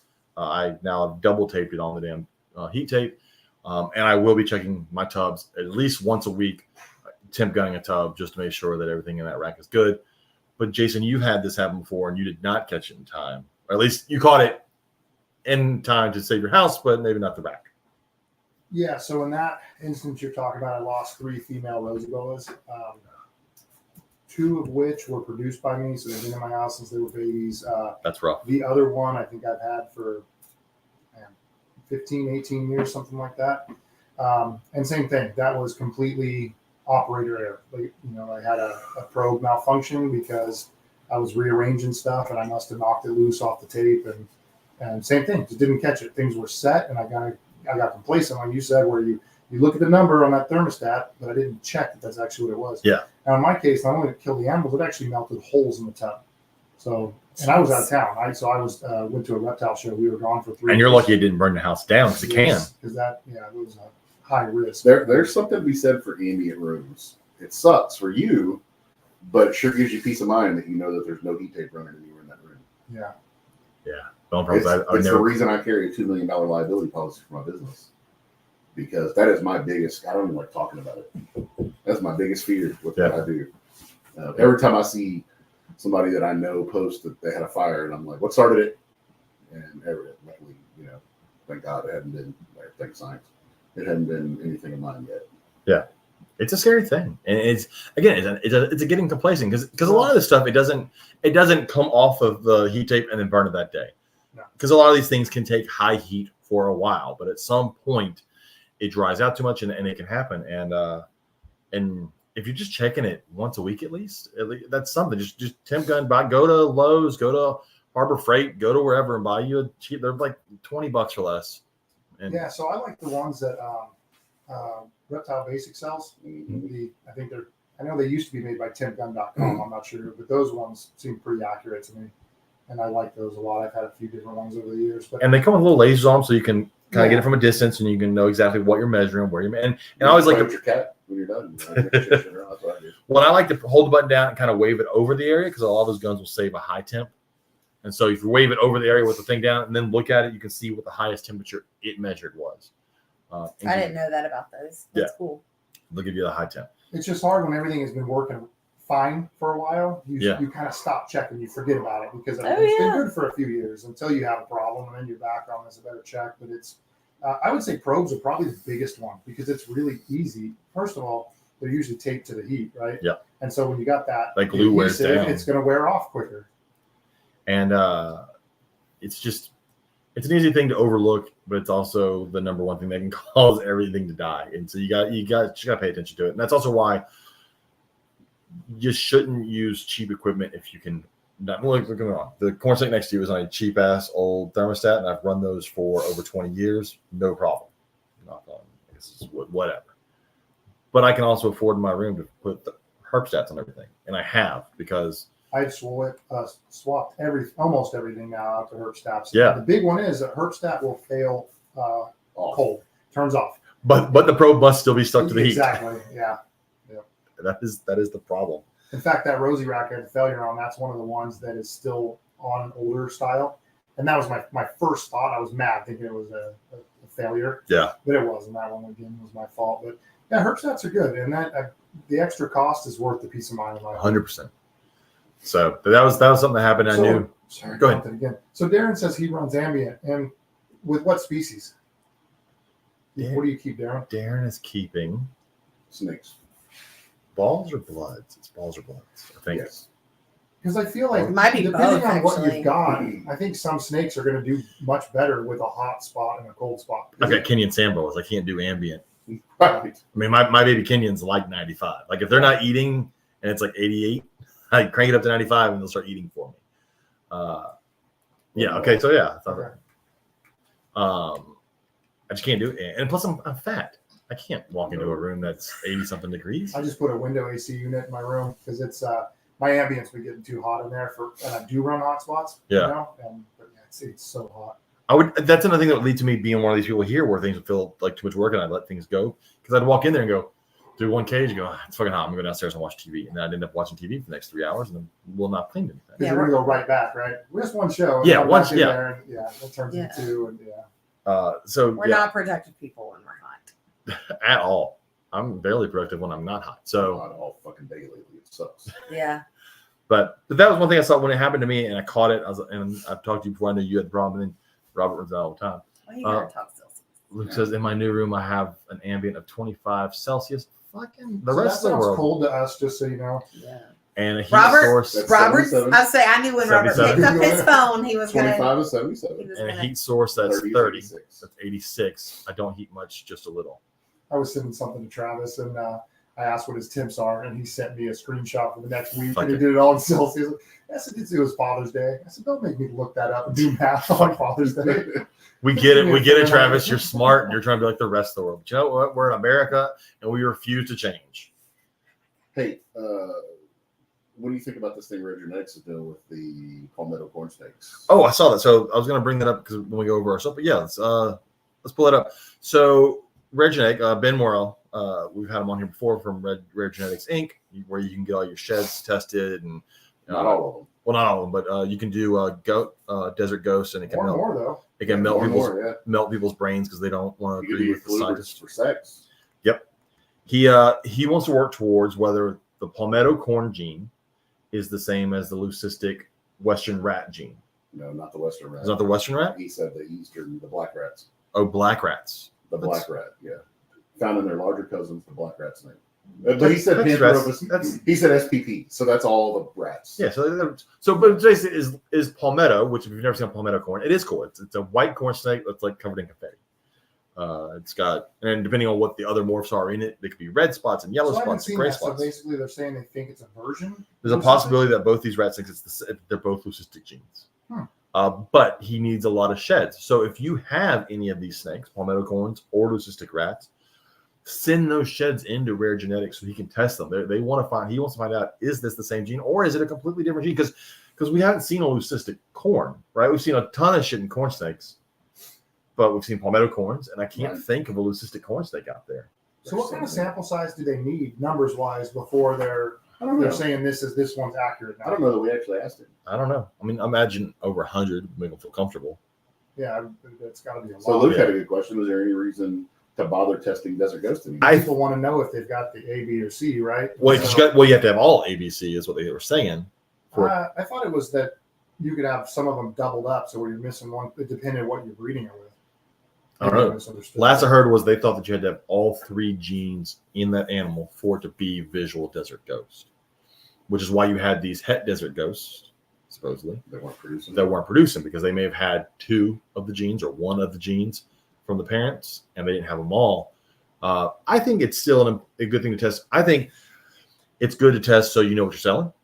It allows you to put a true price point. So I think if you have an animal that you know is het for all of it, you can charge more. And people complain about it. Absolutely. But fuck it. If you don't want to pay more, then go take a risk. Go spend however much on this one that may not be. I guess I've been a little bit torn on the whole testing thing because part of me thinks, because I've done possible hets before, and I've gotten lucky and I've bombed on others. And so that's all I've ever really known. So the whole idea of it, I mean, yeah, on one side, it does take all that guesswork out, but it also kind of takes part of the fun, because when you prove out from possible, It depends on what you're trying to do, though. So you're doing it from a fun standpoint. That's a good point. Right? If someone's doing it from a business standpoint, that's a business decision. Now, as much as you want to be like, they're animals and they're pets, and you should not treat them like, but it's still a business decision. I mean, some of these animals are fucking expensive. Yeah. And so, yeah. And so you want to make sure that money is right. And I think it's a good thing. I think, look, if you don't want to do it, then that means every het desert ghost you buy is truly a possible het desert ghost, unless it's tested. Yeah. So I do like, you brought up the sex determination, and I think that is a cool one. Yeah. I mean, I sex all the animals I have. And one thing I've talked to James about that, when I sex and I something's a male, I mark it a male, I don't need to check that one again. But when I have a female, I will use other methods, and I will check a female 3 and 4 times before I say this is actually a female. Because there's no, I mean, when you pump or you palpate or you probe and it says male, it's male. Yeah. But the other ones, you could be wrong. Maybe you didn't do it right. Maybe you didn't feel it correctly. And so that's why I never trust popping. I can't do it. And yeah, very rarely do you hear anybody say, I ordered a male and they sent me a female. Yeah. One time that's happened to me where somebody sent me a female, and I would, if I had to guess, I bet he mixed up his bins, probably putting something away. So I would totally do that where, like, if it was available, say, for the bigger boas, I wouldn't mind. Anything that I said was female, just double checking it. But it's going to be great once, I don't know if he's at that point yet, but where he can do, like, some of the lizard species, like lutons. He's working on trying to get that. That you can't. They had a green sex them until to throw them together and see what they do. Well, they had a green tree one, but it ended up not being as reliable as they thought. So they're still trying to get that ironed out, because green trees you can't sex either. Right. And they're trying to also figure out for some of these colubrids that you can't sex, like kukris and some of the smaller colubrids that you can't sex when they're babies. It'll be really cool. Now I can tie both of those into the dad of my last litter, right? So the dad of my last litter was bought as a hypo jungle pos het albino. Well, hypo and jungle were obvious. You can see it. And I'm going for pos het albino. And obviously, wait, is he talking about ball pythons? no, boas. Oh. Boas. So what was it? It was a jungle hypo. Pos het. Okay. Yeah. I Pos het thought you meant the albino. eggs you just had. No, fuck those. I don't give a shit about those. I just wanted to bring up ball pythons. Tell us how you really Anyways. feel. But I've talked about it here before. We now know that he is not het albino, but oddly enough, het anery, and the guy that I bought him from had no idea that any of his animals were het anery. Yeah, but back in the day, people were selling anery stuff. They weren't even saying it was het. If they had possible hets and stuff, because anery was getting so popular there for a while. Well, I know a couple of very big ball python breeders who will sell a lot of their byproduct that's het for all kinds of crazy shit, and they know it is, but they won't tell the customer that it's het or what it's het for, because they don't. I'm not selling it as this high dollar het. I'm selling it to you as a $75 normal. Go to So you're PetSmart. saying you should get normal ball pythons and send in the sheds? Just go to PetSmart. Get whatever pretty PetSmart ball python you see and send that shed in, because I guarantee those. That's where those come from. Mm-hmm. Those are byproducts off of big breeders. Well, I mean, if you are truly doing this as a business, I can see where it's not worth the time to market, sell, post, answer questions. Well, then for if it doesn't possible ever prove out, then later on people are trying to say, right. Oh, you sold me the snake and you said it was pos het and it's not. And well, yeah, I told you it was possible, but if people are So dumb, they they'll just sell them in bulk, and then we're going to let somebody else resell. I think that makes sense. But so being able to test for some stuff, like, look, if I could have tested that this male beforehand, it was albino, het albino or not, I would have known. Now, look, I know. That's true, because you don't like anery, do you? I don't. Now, I have his sister who's a year younger than him, because it was, I talked about it before, they sent me a female, ended up being this male. They made everything right. They contacted me a year later, made me a deal on a female. She is a stunner. I'll show it to you later. She's amazing. But I now know she's hypo jungle, obviously. There's still the possibility she's het albino. But I also now know there's the slight possibility she's het anery. Now, again, it's a very slight possibility, because whichever parent it is that had it. And this is a full blood sister? Same? Yeah, the same parents. Whichever parent it is, only one of them was obviously het anery, because they've never hatched an anery or had an anery born. So they knew that both of them did have a anery.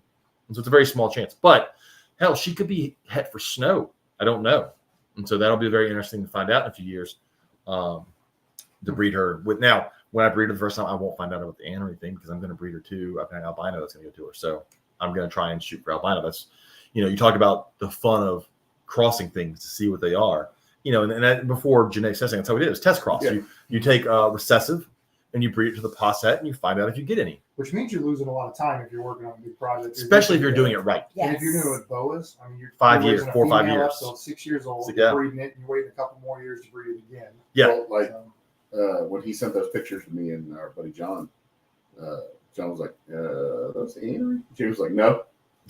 Well, when I Yeah. first And then saw he's him, like, "Fuck, immediately Miloradovic said just said no. they're Henry too." Because I guess he sent it to you, and I guess you asked the same thing. well, when I saw him, I was Yeah. like, those look really fucking great. But you know, like sometimes red tails, when they're born, don't always have all the color. Some of them look kind of darker, rainbows too. Yeah. Yeah. and they don't always have the color, and you have to wait a little while. But I was like, no, it's pretty fucking gray. If all of them look kind of gray, it could be an undeveloped color. Yeah. But when you got But when I had a half normal like next to that, it, yeah.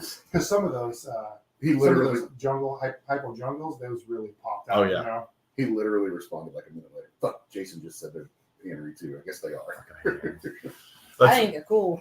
well, like I said, I will keep some of the other ones because I like having snakes with a lot of different genes. And I know that everything in there is het albino because the mom was snow. I know that if they don't show anery, they're at least all het anery because the mom was a snow. And so if I have good jungle and hypo genes in them, then I'm definitely going to keep some of those babies because I like the mixed bag of having 4 genes bred to 4 genes and seeing what you get, the combination you get there, right? And with some of these, you got to be careful. Like I refuse to ever breed jungle to jungle. I'm just not going to run the risk of having infertile. And I'm Snakes. torn on that because now there are some people saying that they are living to maturity. Some are. But I agree. To me, it's not worth the risk. I don't, because my odds is the best looking one's going to be a super jungle and it's going to fucking die or not be able to breed or whatever. And so it's just not worth it for me to do that. But yeah, I like the idea of having, like even this litter that I just had has, I don't know, 6 or 7 different visual snakes there because of everything that mixes together. Well, and with your particular, there's a lot of variation in jungle. Yes. There's a lot of variation in hypo. It makes it so fucking hard Yes. to label these things. And I sent you pictures. I looked at, I'm like, I've changed some of them since I first posted them to now. I'm like, Well, some of yours, I was like, this is definitely what this looks like to me. And Yes. there's other ones that I was kind of on the fence about. that's why most of them are listed, unless I know, unless I can look at it, yeah, it's a jungle. Most of them are listed as possible jungle. I'm not going to take it off the table because our buddy Eric Yaw over at Colossal Constrictors, Mhm. he had a litter and he showed me pictures. Like, is that jungle? It looks really jungly. And he goes, neither parent's supposed to be jungle. The one was low. I was like, jungle. Looks very jungly baby. And so there's a very good chance that one of the parents are jungle because it's such a weird gene where you can have snakes that don't look jungle at all. And that's what happens with a lot of incomplete. You know, people that deal in just recessive don't really have that usually because it is or it's not. Recessive is a little easier for that. Yeah. It is.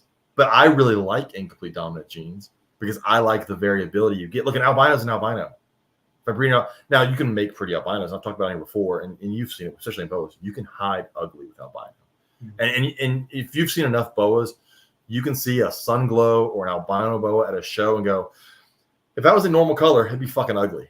Like it would be mottled and have spots and it would just not be clean. And I guess ugly for me. Let me rephrase that. Ugly for me because even I've shown like some of the snakes that I have, Robert and Katie both like the aneries. Oh, I think they're amazing looking. And they're ugly to me. Not even just the color. I like super clean backgrounds. See, and I like the speckly Which is why you want backgrounds. jungle. Yes. Yeah. Jungle I and hypo like cleans the- all that. I like all the speckles. So and jungle all and hypo cleans all that up. And I love that. Yeah. And I think part of the problem is a lot of times when a morph is new, so take albino. When people were first getting albinos, they were breeding albino boas to everything that they could. So if it was a female, it got an albino. Yeah. And they weren't being selective. And so the guys that did, that's why you have lines of albino that are so nice. Like Tom Burke's lipstick line, that was refined. Yeah. You know, he put a lot of work into making sure that went to really, really nice females to have a really, really nice outcome. Well, that's why I like to work with Call because Call for the longest time has been shit on by the boa community as being the uglier of the albinos. That's because remember how light they all turned in the beginning? yeah, and they all fade. Mhm. But I go back to that's because they were breeding them. It was the first one, and it got bred to everything because you need to make boas. When Sharp came along at a higher price tag, so if you were buying Sharp, you were spending more money, so you weren't going to just breed it to the Craigslist boa that you found. And so they got bred to better boas in the beginning, and so they look better. But that is my goal with Call. I've kept back some pretty calls. I've got pretty calls, and my goal is to make super pretty Call sunglows. I want to make them on my table, and people go, "Is that a Sharp?" I go, "No, it's a Call." So you can bring up how one of your fangirl moment, which is still one of my favorite moments ever with him. where with Tracy Barker, Tracy Barker- oh, I've done told that you before. your stuff was. Well, what did she say? I forget what she said now. Yeah. Like I have news on the Tracy it was Barker like- front, by the way.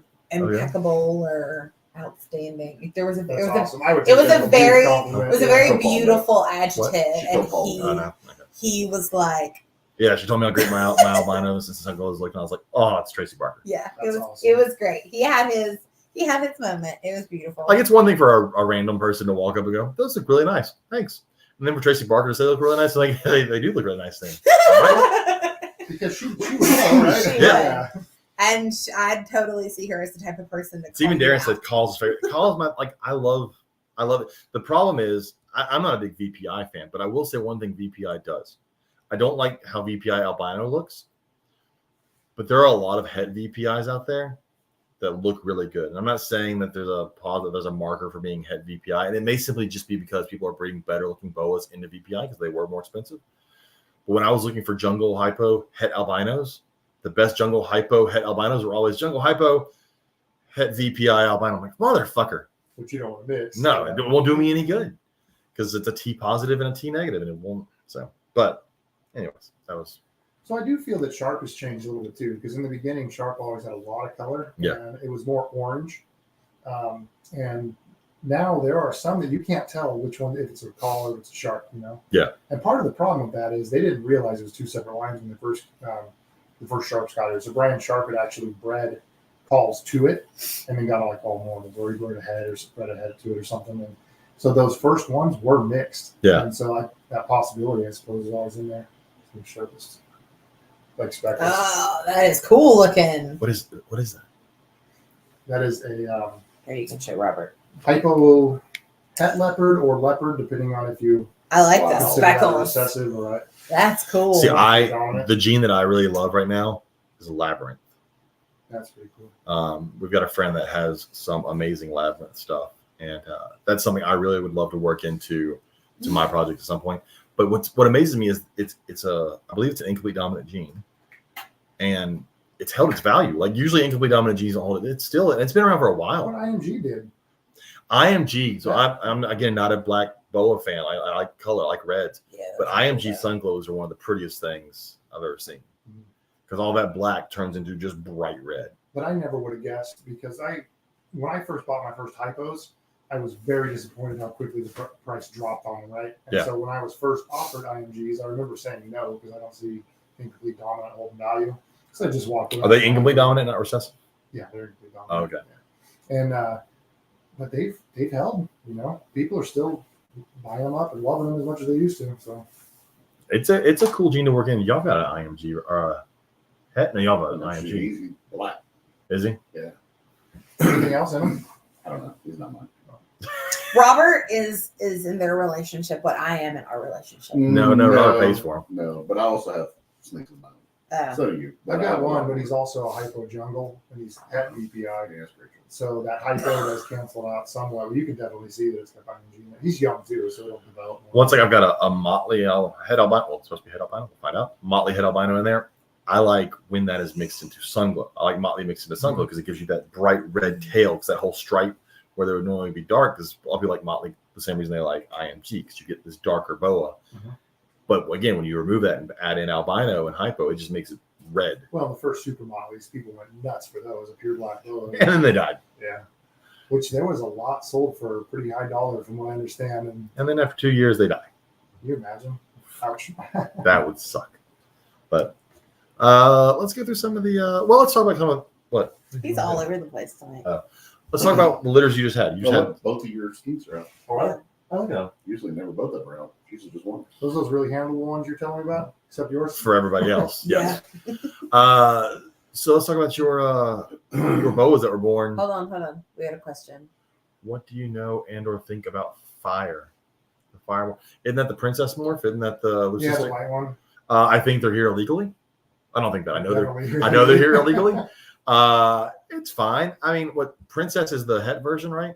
I don't know what that is. I think fire's the hat. And then princess is What the. makes them illegal? So that was the whole. Not Brian Sharp. Jeremy Stone. Jeremy Stone. That was the whole Jeremy Stone thing where he and his sister went down to Brazil, put him in a fake pregnancy belly, got a vet across whatever countries across the border to write that they came from that country, and then they snuck them here in Pregnancy Belly, and then his dumb fucking ass allowed Reptiles Magazine to put the full-grown one a couple years later on the cover of Reptiles Magazine. When So they were supposed to, all the offspring and the original was all supposed to go back. Clearly it didn't, but So what happened was it had to be 2000, early 2000s. There were 2 leucistic boas found, and they were in a zoo in Brazil, which has no exporting. So they were there. We couldn't do shit with them. They were there.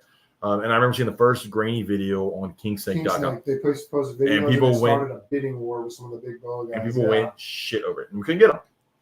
And Somebody was like, but I figured out a way. And then fast forward later on to Jeremy Stone on the cover of Reptiles Magazine with this big leucistic boa, and everybody's like, It just randomly popped out. everybody's like, the only leucistic fucking boa we know is the one in Brazil, and no one could find the one in Brazil. It's supposedly it died. It did not fucking die. But the problem was at that point he had already bred so many of them, and they spread them across the country. So I think they took his, but they were already in the country. Like they were there. So now we have them. Well, it's like all these Well, I don't blue think- tongue morphs all of a sudden that we're seeing. Yeah, the melanistic blue tongues that shouldn't fucking be here. I think what it probably was he did have to give up the ones that were obviously offspring. Yeah. But there were either some that he held on to or some he maybe already sold. That the heads, that what are basically Princess, the fires. Is that the fire, yeah. Which in answer to his question, the fire does kind of clean things up. It is a little bit of a lighter boa. Yes, it says super fire, but I'm pretty sure that's the same thing as princess. Yeah. That's what he was calling a princess. princess boa. So the fire in itself, It's pretty it good. is one that does kind of clean it up. So it does kind of lighten and brighten and things like that. I think for a long-term project type of boa, it's very similar to leucistic ball pythons, where once you get that, it's kind of It's dead that. end. You can't really tell what else is going to be in it. Oh, these. So, Yeah, it's a solid white snake. Look, it's people will always buy blue-eyed leucistic ball pythons. A buddy of ours breeds them, and he sells every single one he ever breeds because people like solid white snakes. so Yep. pet people want them. Project Yes. people don't want them. For a project, it doesn't do anything. If you are someone who wants a 6 or 7 foot solid white snake, then yeah, it's probably a really cool snake for you. But outside of that, doesn't do it because mixing it with albinos, not gonna tell you anything. Mixing it with pattern I do snakes. like leucistic stuff. I have leucistic Colombian rainbow boas. I do too. But here's the thing: if I bred albino into it, I could eventually get pink-eyed leucistics, Well, no, the which thing. isn't really going too far. But here's the other thing. I don't like the regular Colombian rainbows look. So leucistic to me makes that one better. That one's hard for me because you have Brazilian rainbows, which to me are the example of a rainbow boa and how they should look. And then when you look at a Colombian, they just don't have that color. They're very brown. So you should see a Colombian Amory, also known as a ghost, even though there's no hype on it. But that is But see the again, top for me. But see again, it's a mutation. It is, That's not the normal because to me, and it's me, the normal Colombian rainbows aren't pretty. So, but when you go into boas, so many other boa versions are better than a solid white boa. What's to the me, difference between Sure. this and a leucistic? it's the same thing. It's just those Jeremy Stone gave it the name Fire and Princess, and then it's the same thing. As far as I understand, someone can correct me if I'm wrong, but as far as I understand, the only leucistic boa out there are the ones that Jeremy Stone started. Oh, I'm thinking of. Am I thinking of ball pythons? Blue-eyed leucistics. You're thinking Okay. that's ball pythons. Never mind that. That's why. But that I was the princess confused. is a leucistic. It's a leucistic Yeah. boa. It's a solid white boa. Okay. I was thinking ball pythons in my head though, and not boa constrictors. That was where I was, because I'm like scrolling through these pictures, and I'm like, this looks. See, all white with red eyes just doesn't do it for me. Like I don't. I think Kinda all like- white with blue or black eyes is a cool looking Is snake. a much. And don't get me more wrong, the efficient. princess- I do too. The princess has black eyes, so that is Correct. cool. Yeah. It just I don't know. I'm also another reason I don't like anery boas is you're taking away my favorite part of a red tail. And yes, I called it a red tail. Anybody out there? Because I started a fight today on Facebook group. Did you really? I didn't start. I just put in my 2 cents and I You said were they can being fuck a off. troll. Because someone made a big long post in a boa group about how complaining about people calling Colombian BIs, calling them red tails, and getting them confused and confusing people. I'm like, we went through decades of going red tail and true red tail, and no one was I was gonna fucking say it's confused. exactly what we call them: red tails and true red tails. But you can't look at a Colombian and go, that's not a red. It's got a fucking red tail. And my example was, you know what we call rat snakes? But it's All not of a them. bright red. It's a brick red. It's not. It's a little bit orangey. But look, you have red rat snakes, gray rat snakes, black rat snakes, and we all call them rat snakes. Mhm. Because they're fucking rat snakes or rattlesnakes. We all call them all rattlesnakes. And then we specify what kind. So my thing is, that's fine. If you're afraid someone going into a pet store buys what they were calling a red tail, and you want to get all fucking pissed because they go, look at my red tail, and you will feel the need to correct them for some fucking reason that doesn't need to happen. Calm down, James. You are getting worked up. I hate pretentious people, and that's one of those areas where people that do true red tails, not all of them, but many of them began to feel they were better boa keepers because they kept true red tails. They had Surinams and Peruvians. I'm like, so what the fuck? But a clean, pure Colombian, I mean, that is a beautiful boa on its own. Yes. I mean, I've got one of the best looking ones out of the litter I just had is the normal. Yeah. I've got a normal there and looks amazing. Yeah. So that one pissed me off. It's just Let's get off your soapbox though, because I'm kind of tired of looking at this on your. This penis. So what? I'm totally tired of looking at Hold on, let me scroll down and I'm going to pull all. Oh, geez. It was that alligator. Well, hold on. I'm scrolling down and I'm going to pull up. I'm going to do this so that people like Chris Eaton can calm down. I'll share the screen. Give me a second. It takes a second to do all this. I didn't do it ahead of time. So Lincoln's video games have been on Tuesdays, so I haven't been able to watch live at all. So I haven't seen you share on anything Tuesdays? his baseball games. I thought you said He did say video games. Video He games. did. Yep. That's why I'm like, is Sorry. he doing esports? That's cool. I must be getting tired. Oh, I'm there. So this is cool. Brian McDonald showed neat behavior. It's a king snake going into a box turtle nest Oh, wow. and eating the eggs out of the box turtle nest. What? Oh, that's cool. That's pretty cool. No, if you're a buck. No. I was Not if going you're to a say, boxer. I've never even thought about snakes being an issue. Oh, there's my video of the fucking hawk taking out the hawk taking There's out the the hawk. flying away, taking out my drone. Look at the deer. Oh, look at the deer, and I come crashing down to the ground. Yeah. Fucking hawk. Just flies off in the distance.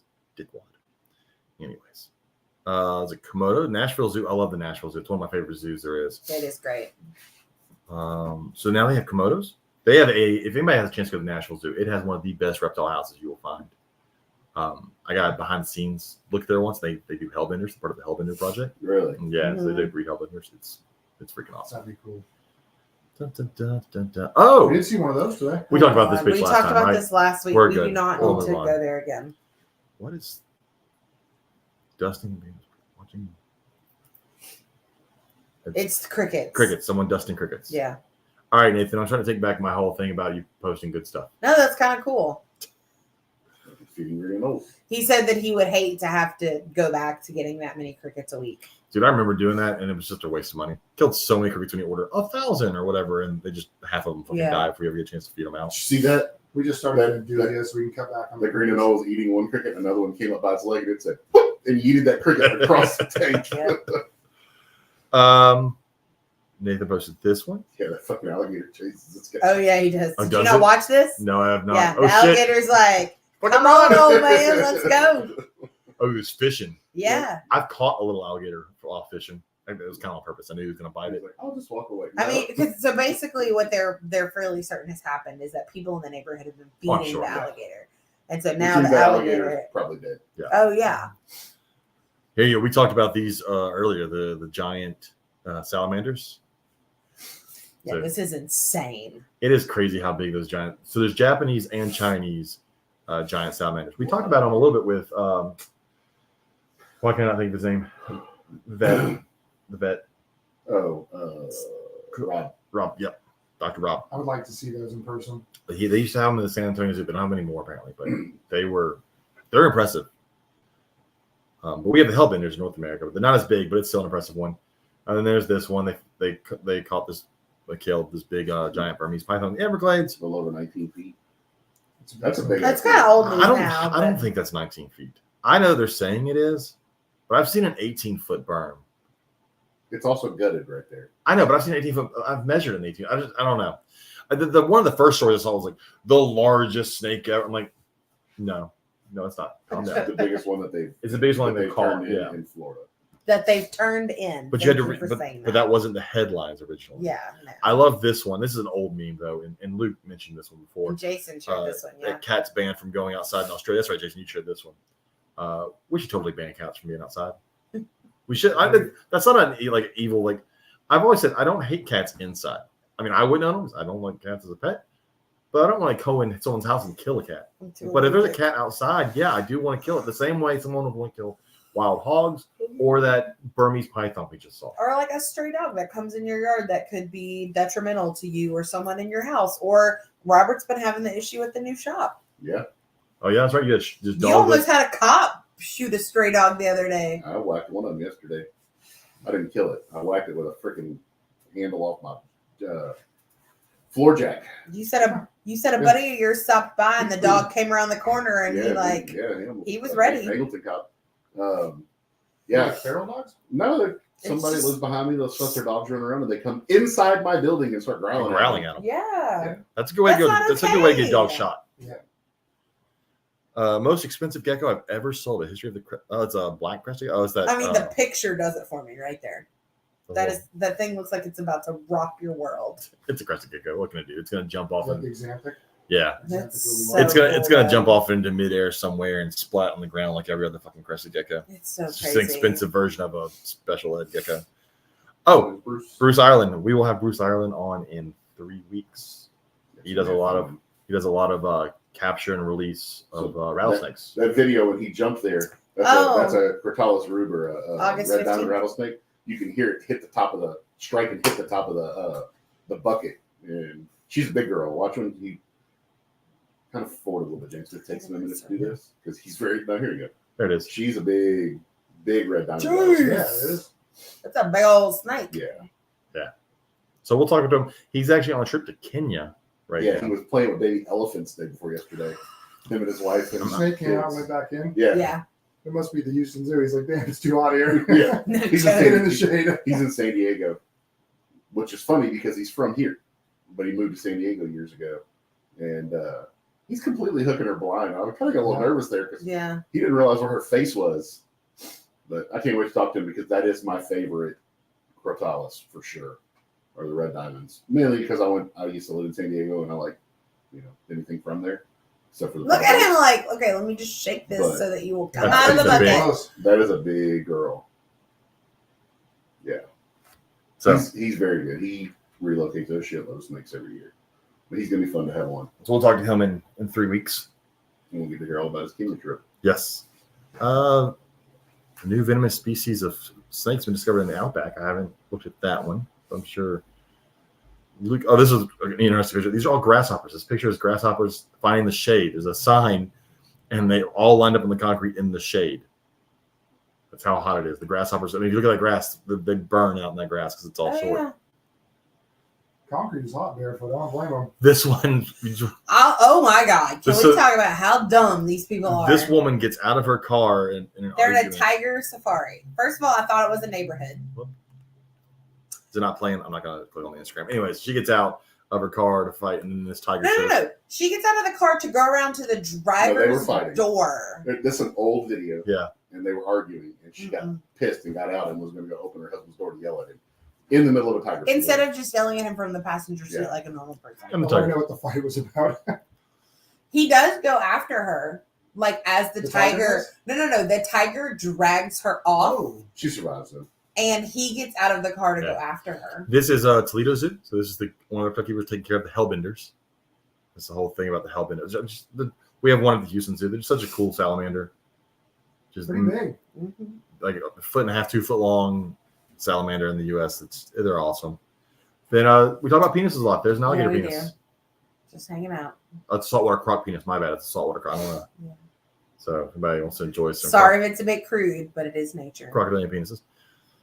Then Nathan posted this is a shingleback. I love shingleback sinks. They I'm are gonna find so one. cool. I'm gonna go visit Australia one day and lose I know somebody that has one. Shingleback. Mhm. It's Did you bring him expensive. home with pregnancy belly? Yeah. Try that shit from Australia. They'll kill you. I'll say. This I talked about this today because this was Ryan posted this. The Los Angeles Zoo had some baby Santa Catalina. They don't have rattles. Yeah, we have Santa Catalina at our zoo, Mm-hmm. and there's some babies there. That was pretty cool. Yeah. That was They cool have to see that. they have evolved to have no rattle. That's yeah. kind of cool. There's no big predators there to warn off there. Mhm. They didn't need them.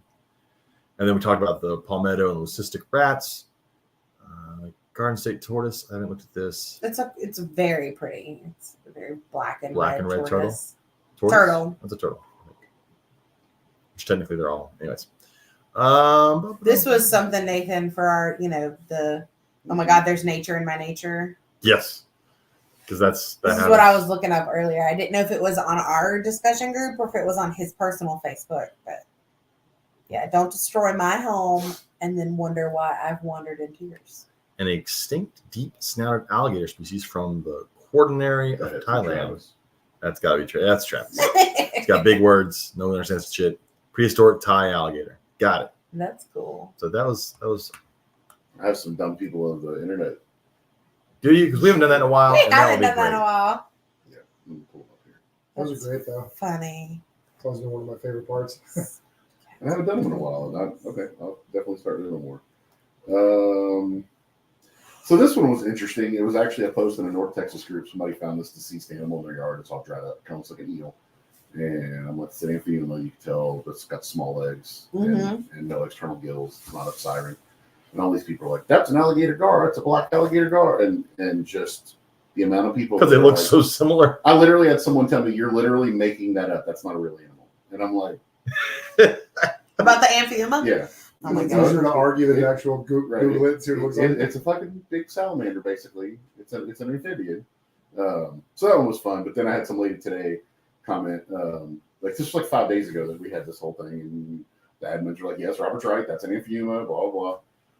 She's like, she posted a picture of the black alligator gar, and she's like, and I laughed at it, and she's like, "What's funny?" And I was like, "Oh, you shouldn't have asked." So then I told her, I said, "Your wild guess, because it's not even close to right. It's also against the rules in this group. There's no guessing. The alligator gar has the reason you don't see anybody else saying it's alligator gar is because they've already removed like 20 people saying that." And I don't even know how you confuse the two. then she comes back and says, "Don't come don't come commenting on my comments." And I'm like, "Bitch, you fucking tagged me. All I did was react to it." Oh, So anyway, that Lord was mercy. that. But how do you confuse a dried up dead amphibian People are dumb. and a alligator gar?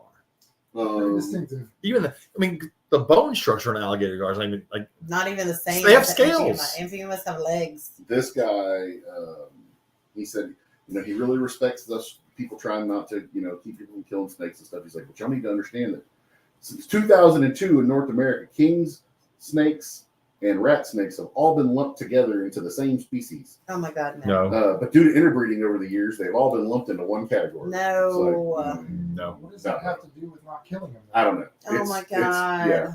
It's Like, Somebody commented, Lampropantherophis. World. This is someone who posted pictures of rabbit shit instead of these possibly snake I eggs. saw- You say snake eggs? Yeah. Yeah. if you comment on the smart beans, try that. Yeah, somebody did comment on there. They were like, give them a taste and let us know. the Cocoa Puffs. Oh my God. Let's see. Here, I got one. Go ahead. Local group. Someone posted a picture of velvet ant. People out there that know that we also call them cow killers. They're also not an ant. They're a type of wasp that doesn't have wings. They're fuzzy. They're red and black. ridiculous. They're cool looking, but their bite does fucking hurt. Anyways, so they posted that. And in the comments, everybody's like, yeah, it's a velvet ant, blah, blah, blah. And one person goes, yeah, I don't think they're native.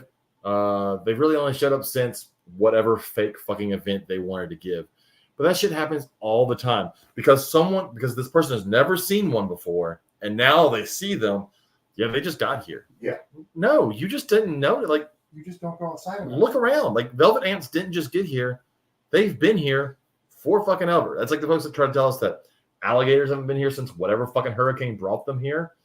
That must have happened millions of years ago because that's when they got here. So, anyways, I was looking up some information on velvet ants, and Justin Schmidt, who's an entomologist and a winner of a Nobel Prize in 2015, vividly described being bitten by a velvet ant like hot oil from a deep fryer spilling directly onto It's your horrible. hand. I got bit on the foot. That's one how time he when I was described it. 14 or 15, and I thought I was going to die. Like, I was like, they can just cut my foot off right now, and it'll probably hurt less. Yeah. But they've been here the entire time. Yes. Just like coyotes are native. Those didn't just show up from, they didn't get blown in. Alligators didn't get blown. But every time someone sees an animal, like, those have never been here before. Motherfucker, go outside more. I don't know what to tell you. What's crazy though is that their venom is like 25 times less toxic than a honeybee. This But is- yet, Just give them Yeah. a But- what? I guess, and like that's one of the reasons they call him a cow killer is it's the excruciating pain that comes along with the sting. This one was Robert told posted. them the other day, but when I was probably in my early 20s, my dad took me to the museum in Lake Jackson, which I thought was going to be pretty boring. Lake Jackson hasn't really been there all too long, right? But it was actually pretty cool. I don't know if you've ever been, but it's kind of worth it. But there was one spot that talked about the natives that used to live in the area here.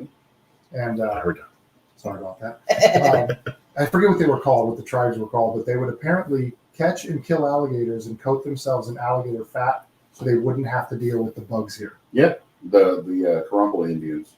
What is it called? Karankawa. Okay. Yeah. But that's hilarious to me that you would rather catch and kill an alligator than deal with mosquitoes. Yeah, well, mosquitoes are relentless.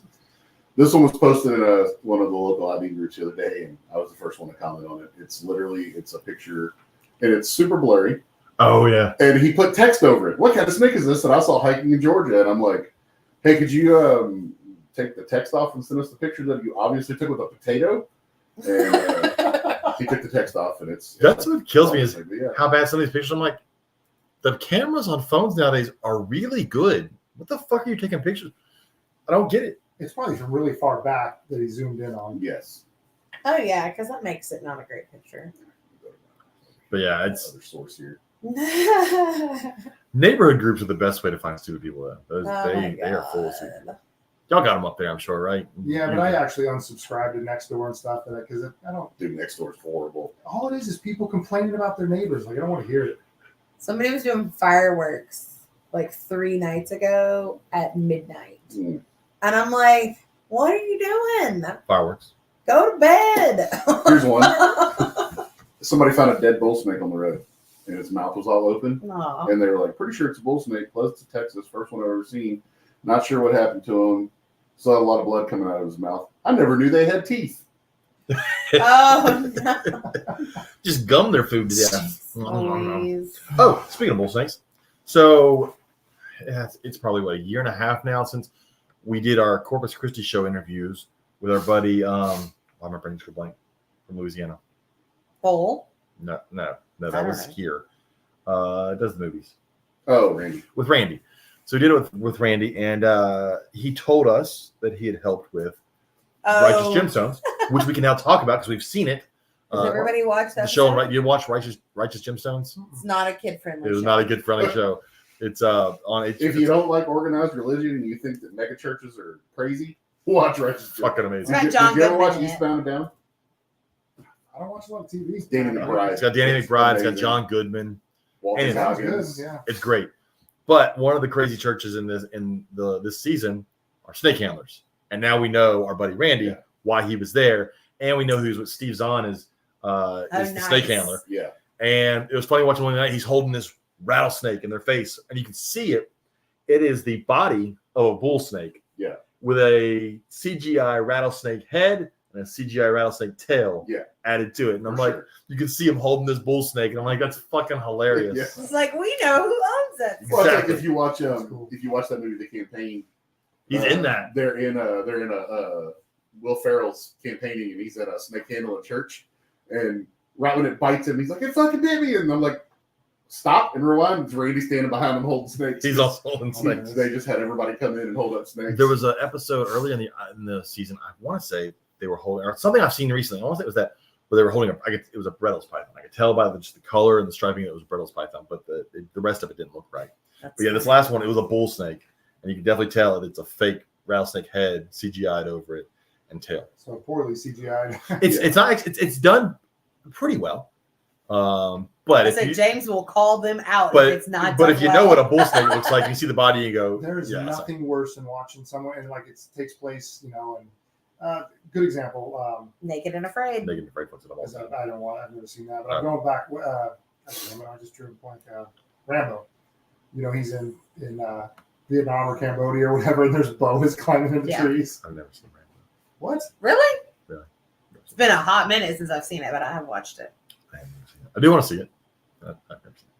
But yeah, Books are good. Yeah, James doesn't like when they're in Africa and they show Asian snakes. well, no, that shit or- pisses me off because look, Naked and Afraid is a Discovery Channel show, and they have enough B-roll from different rainforests and all over the world Why does your B-roll of Africa have a red tail? Right. And there's really no excuse not to do that research now because It's not hard. Literally at your fingertips. Look, Correct. on your fucking computer, set you up some folders and go, Amazon. You're telling me Everything they that's can't animal. get a free intern to double check all that shit. Guarantee that. Man. I'll do it. Just send me a copy. I'll go, yeah, you're going to change that shit. That's not right. Those don't belong there. That's not. Here's one. Durham, North Carolina, small and have seen it in same general area for several days. I believe it's harmless. It's a fucking piece of shoelace. Oh my gosh. Darren wants to Mutual Omaha Wild Kingdom's coming back. I tried. Nice. So you know that Jay Brewer show just came out on Hulu. God, I can't do it. I'm not going to do it. I'm not going to watch it. He's a piece of shit. I didn't know I don't want what to support it at all. I didn't know Let me- what let me- platform it was on. It's not going to matter. It's on such a shitty platform. It's not going to get a lot of views. It's on But I had a Roku couple or- people. It's a Hulu. Roku channel. No, it's Oh, a just Roku kidding. channel. That's right. Yeah. It's even shittier platform Yeah. than Hulu. And I had a couple people say that it actually does the snakes in a very positive light and stuff. I'm like, oh, I'll try and watch one episode. Like 10 minutes in, I'm like, this sucks. Nope. Just dragging fucking fat snakes through the building and having them like almost bite him in the face. And It's just as fucking YouTube, but Yeah, on pretty much. channel. It's not good. Well, they bring the family in. There's like fake drama, and it's stupid. Yeah, I'm not. I never watched Tiger King. I haven't watched it. Well, I haven't either. I think I learned everything I needed to from I'm good, things yeah. I saw on Facebook. Yeah. Tiger King was awesome. It's because you don't own tigers. That's But how But do had you they- feel about Tiger Keepers, right? So Right. that's what this show's But had it- about the rest of the but rest had- of No, the it won't because he's not nearly as fucking crazy as Joe Exotic was. But had they shot the original thing they were going to shoot, yeah, well, that's still coming out. I know. Because it wasn't supposed to be tigers. It was supposed to be our world. That's supposed to be coming out this year, from what I've heard. On Netflix? Yeah, that was probably. That was the original thing, was supposed to be snakes. So many years ago, I got an email from hoarders. They were looking for animal keepers to do. And I'm like, they are not going to make anybody look good. No shit. So I did Not respond to that hoarders. email. Oh, man, a friend of mine does Holy crap. like hoarder house cleanouts for a living and crime scene cleanups. They're rough, huh? He was doing a cat house yesterday. Oh, God. And Nope. it is literally, you could not. Just want to burn it down. I wear a size 13 shoe. I couldn't put my shoe anywhere in that house that it didn't have cat shit under it. Countertops. And I'm like, please tell me no one was living there. Oh, no. The lady was living there, cooking food, eating, living. He's like standing outside speaking to her. I had to wear a protective mask. Jesus. They had to get the fire department to come out and decontaminate her before they could put her in a car. At that point, you just burn the house down. Just burn it down Yeah. and start over again. Just clearly mental problems, right? Yes. Yeah, old should and need some help. yeah. He said they have to gut it. They have to gut the house to the studs. How many cats did they say? A couple hundred. Big, beautiful I- house in a neighborhood. Would die. They're My currently- allergies. They're I currently- would die. Dude, we had a federal judge that lived in my town where I was a cop. Big, beautiful house. Federal judges make good money. It's a lifetime appointment. Well, he got impeached. First federal judge impeached in like 100 years. That's Yeah, he's a piece of shit. Anyway, when all the impeachment shit started, he was getting some death threats because he had sexually harassed some women. Anyway, so I had to go out there and take a report because he got a death threat. And I had to go in their house, and it was one of the most disgusting houses I've ever been in. Him and his wife, they had like 10 German Shepherds living in this big ass house. That I don't think ever went outside. Like, I don't think the dogs went outside to use the bathroom. And I'm like, I've been in his federal court, and this guy's like rules with an iron fist and shit, has all this respect. And I'm like, I'll never look at him the same again. This house is, how do you live like this? oh wow. Yeah, I don't Right? get- I I don't get love it. my pets, but I'm not going to deal with that. Mm-mm. No. I mean, my dog there'll be a couple piles of shit on the floor at the end of the day. Sometimes if Logan doesn't let him out, But you cleaned it up. then it gets picked up. Yeah. Yeah, I get pissed off when I find one pile of shit for my daughter's dog. Not my dog. My dog does shit. I was like, my dog doesn't go to the bathroom in the house. My daughter's dog. She'll Anyways. randomly chew up stuff on the stairs. But Oh, she doesn't go to I the don't like to bathroom judge in people, the but I house. judge the shit out of people who live in nastiness. Now, like you said, like that lady, there's some mental issues there. A lot of your hoarders, there's some mental issues. A lot of times it's around grief and loss, and it's all they have left.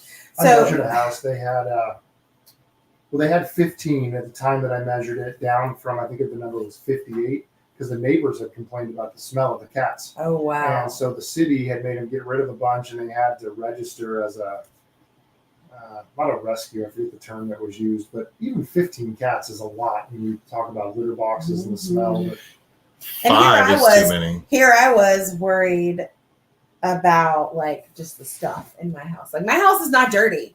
My house just has stuff everywhere right now. And I was like, please don't look at my house before you come in. Here. There's So you just guys stuff. answer when people ask I'm you like, how many that's animals Jason. out here. My answer is That's a too picture. many. That's a picture he Oh. posted. My answer, people ask me how Scroll, many scroll, look animals. at the rest of them. So we're running out of time. I wanted to get some of Jason's animals, and we like talked about none of Jason's animals. So Oh. let's talk about some Yeah, of but Jason's now animals he's, now Word, he's word. Man, she sucking. had to be No, we got sick. time. I mean, Real quick. The ammonia. So Jason, we talked about you just had litter of boas. We said they were what?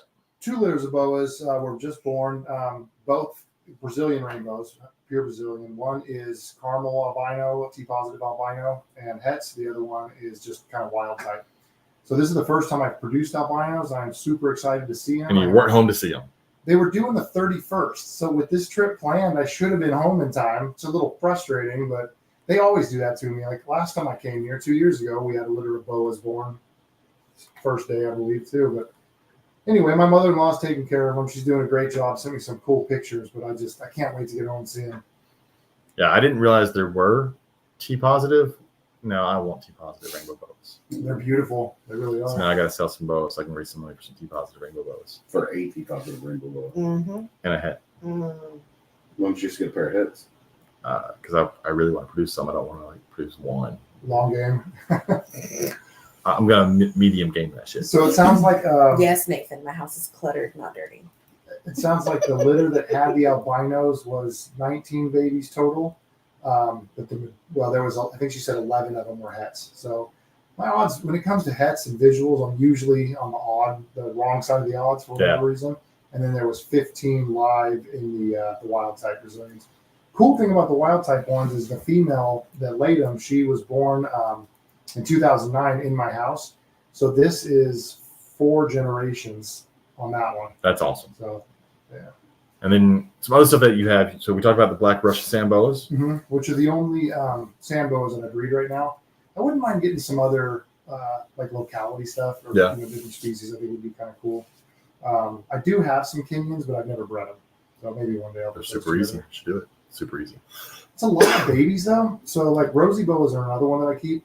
And one thing I do like about rosies is they have small litters. So you're averaging 4 to 6 babies. Mine has like 2 every time. I'll see how. That's That's it. weird that it's so. It's been a while since she's had babies, so she's pregnant now. We'll see if she gives me more than 2. In about a month, we'll be able to But tell I you. can have 10 or 12 rosy litters in a year, and I can get a ton of variety, but I'm not buried in babies. But with Kenyans, I mean, what are you averaging? 20? 15? 15. Okay. 11 to 15, somewhere in there. But the great thing about them is I can also wholesale a bunch of those because I have a lot of normals, and they can buy rodents. Yeah. So like I have this boa litter that's probably going to take a while to sell because they're higher end, but I could have a whole thing of Kenyans. And if they're Anery Kenyans, I can sell Anery Kenyans like that myself. Okay. They go quick.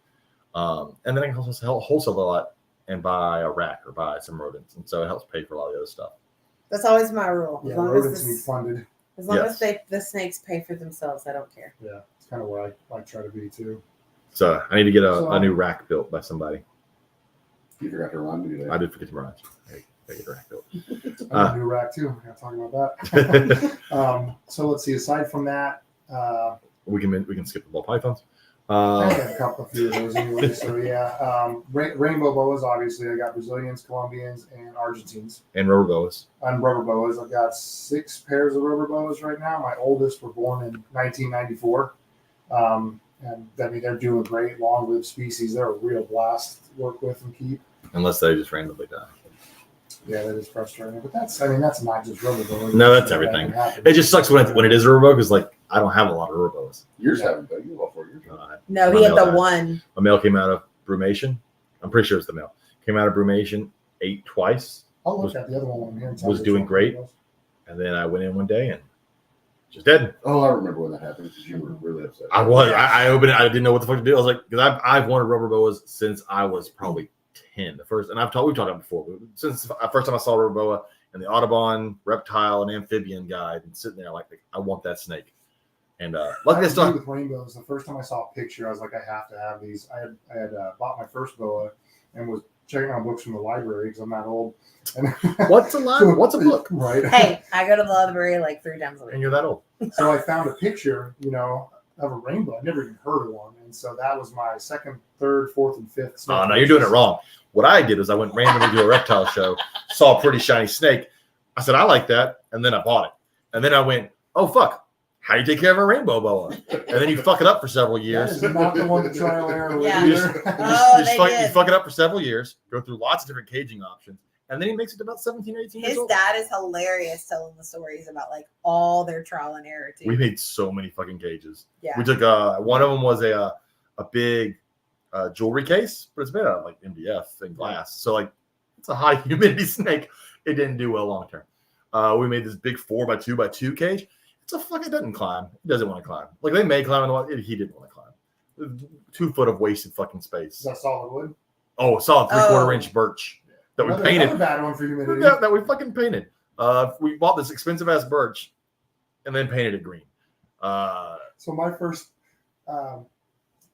not my first cage, this would have been my second and third, but I made them 2 foot by 3 foot by 3 foot. And I coated the inside with laminate, like what you find on your countertops and stuff, right? Because I knew I didn't want humidity issues. So since I'm using plywood, it's like an idiot. I cut them to size, and then I sat inside of them to do the contact cement. Got hot. Yeah, very. I mean, I came out of that first one. My room, I was in an apartment, all enclosed house, no windows open. My roommate comes home, watches me step out, and just hit the ground. My first rainbow lived in a 20-gallon tank for like 2 years with a screen lid that we I think eventually put towel over, and then eventually cut some acrylic to cover part of it. Try and hold humidity with we had a humidity box in it. Then you have like encyclopedias on it or something. No, that was the boa when I was a kid. Oh, okay. Everyone at that point, encyclopedias and heavy books That's how were, you kept that your was lids or on, bricks. yeah. I mean, So my first rainbow cages, this, I was 16 when I bought those first 4 rainbows, and they were all screen top cages. But I was really wanting this fancy, maybe not so naturalistic, but I wanted, I had live plants and everything in there. But I had those little tiny fountains that you could get. oh yeah, At the hardware store that had a little pump in there, and I was kept moving water. And I think that was probably my saving grace with them, because that was constantly adding humidity because of the way it bubbled and pushed the water out. That's funny. Yeah, rainbows are not a great first pet. They're just not. Now, the Colombians are a little less sensitive. So a lot of people say that they need to be kept warmer and drier.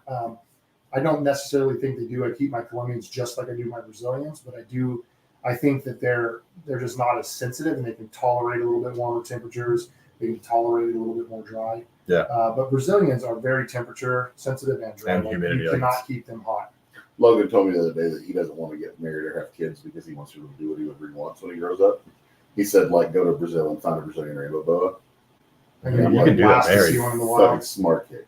I can do that married. I can go now if I had the money. Yeah. Being married is not That's the reason. the whole thing. Being married is not the reason I'm poor. Well, you have kids, it's hard to fund that too. This is true. But even when she's gone, I'll still be poor. That's not the reason I'm poor. I made poor decisions on career. That is not a marriage thing. I just chose a degree that doesn't pay shit, and then followed it up by going into another field that also doesn't pay shit. So There's that. I'm just poor. I didn't become a lawyer. You try your own business and just be poor and fucking work every day of the week. Goodness. So I think we left off the Brazilians. I've also got boas. So I guess technically now I would have Imperator and Sigma now that they're reclassified. Probably the main, well, I guess the only ones because I don't keep any of the true red tails. What is Sigma? Is that the so- cloud boat? The No, the Tamaulipas Cloud Forest boas are Imperator, so they're on what would be like the eastern side of Mexico. So Gotcha. the stuff that's on the northwestern side, so mainly your Sonorans, Sonorans. things like that, are gonna be Okay. Sigma. They're like 5% different than Imperator, which is huge.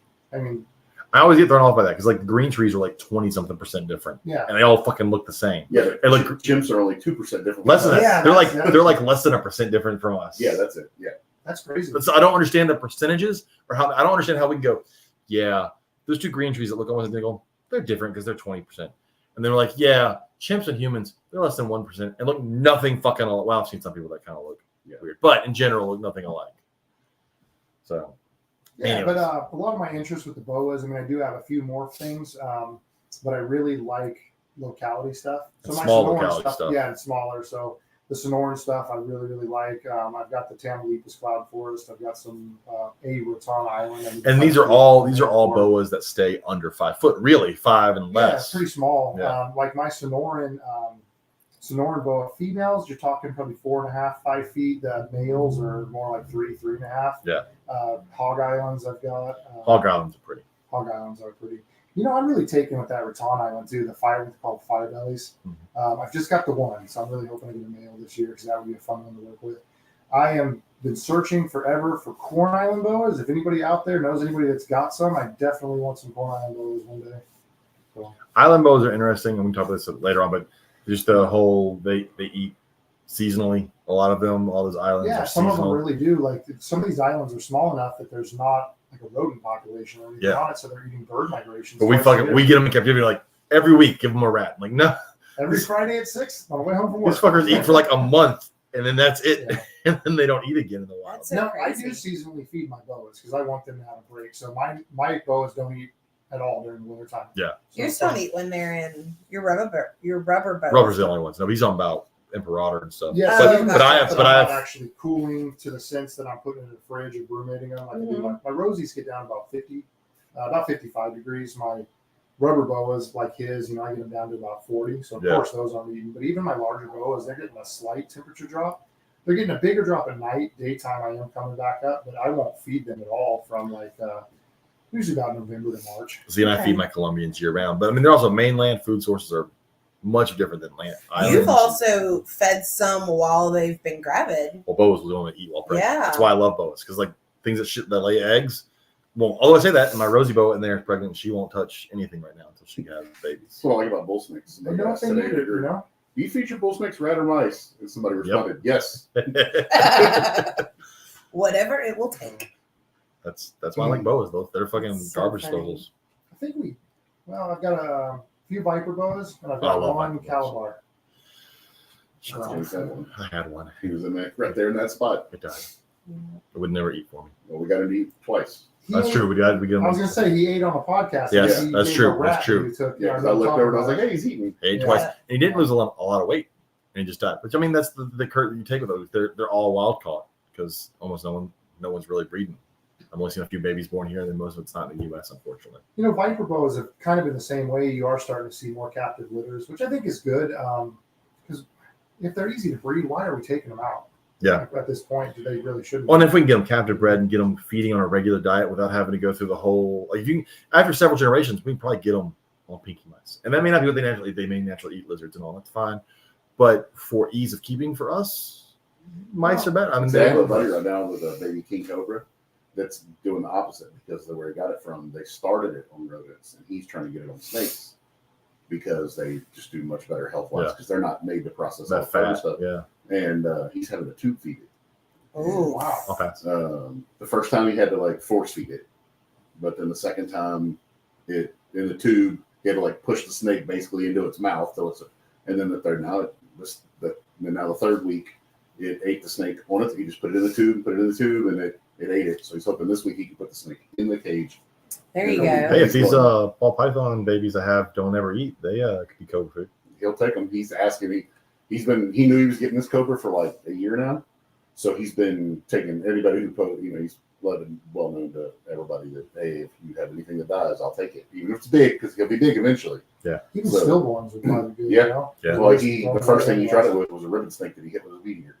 Huh. And it's been frozen for like 6 months. It's like, I don't have parasites anymore. They're all dead. Yeah. There you go. Yeah. I do try to mix in birds with my boas. I like getting some quail. And like the rainbow boas are, the perfect example. I really think they're primarily probably bird eaters. Those massive ass fucking teeth. And their head shape, everything just kind of has that look to it. And I don't know if you've noticed with your rainbows, but they don't seem to digest fur well. Like sometimes they'll eat the meal and they'll throw up like fur. It's like they're regurgitating just a little bit of fur. I haven't had that. And it's not all of them, but every once in a while you'll see it. I never get that with birds. Yeah. So, well, they've got like emerald tree boa teeth. They've not as massive, like that, but they don't have boa constrictor teeth. Mm-hmm. Which is what I thought they did until I saw my big male yawn once. I was like, holy fucking shit. Yeah, that was creepy. Those would hurt. Like, look at some of the island boas, like the hog islands. Oh, my pearl islands. I forgot to mention those. But I did get a successful litter of that last year, which I was extremely proud of. Yeah. But both of those boas have very narrow heads compared to the mainland cousins, which I think probably means they're eating smaller prey. Like which makes sense. The islands one, they're waiting for the migratory birds to come through because there's not rodent populations on those islands. Or lizards. They're eating lizards on them, yeah. So, all right. I never thought of being a boas, but now that we have a few, They're so much better. They're way better, aren't way they? better, way better, man. I'm like, Just they're He's more coming they're over more to- entertaining to from the watch. dark They're more side. entertaining to watch, hold, feed, breed, like everything about them. To boas me. and bull snakes. I think those are the two things I'm like. Isn't it interesting when you hold one and you can feel how different the musculature is? Yes. Like a boa holds you back. A ball python sits in your hand. Yeah, that's a good way to describe it. Speaking of boas, if anybody would like to buy some boas, you can check out Simply Serpents on Morph Market. I got some boas for sale. Especially if you like anneries. Especially if you like anneries. There are anneries on there. And maybe I'll make you a deal. There you go. The shipping supplies now. I do have shipping supplies thanks to Debbie, the shipping queen. That's I got my right. reptiles to use shipping supplies. So And Sure. they didn't have a tenor in them.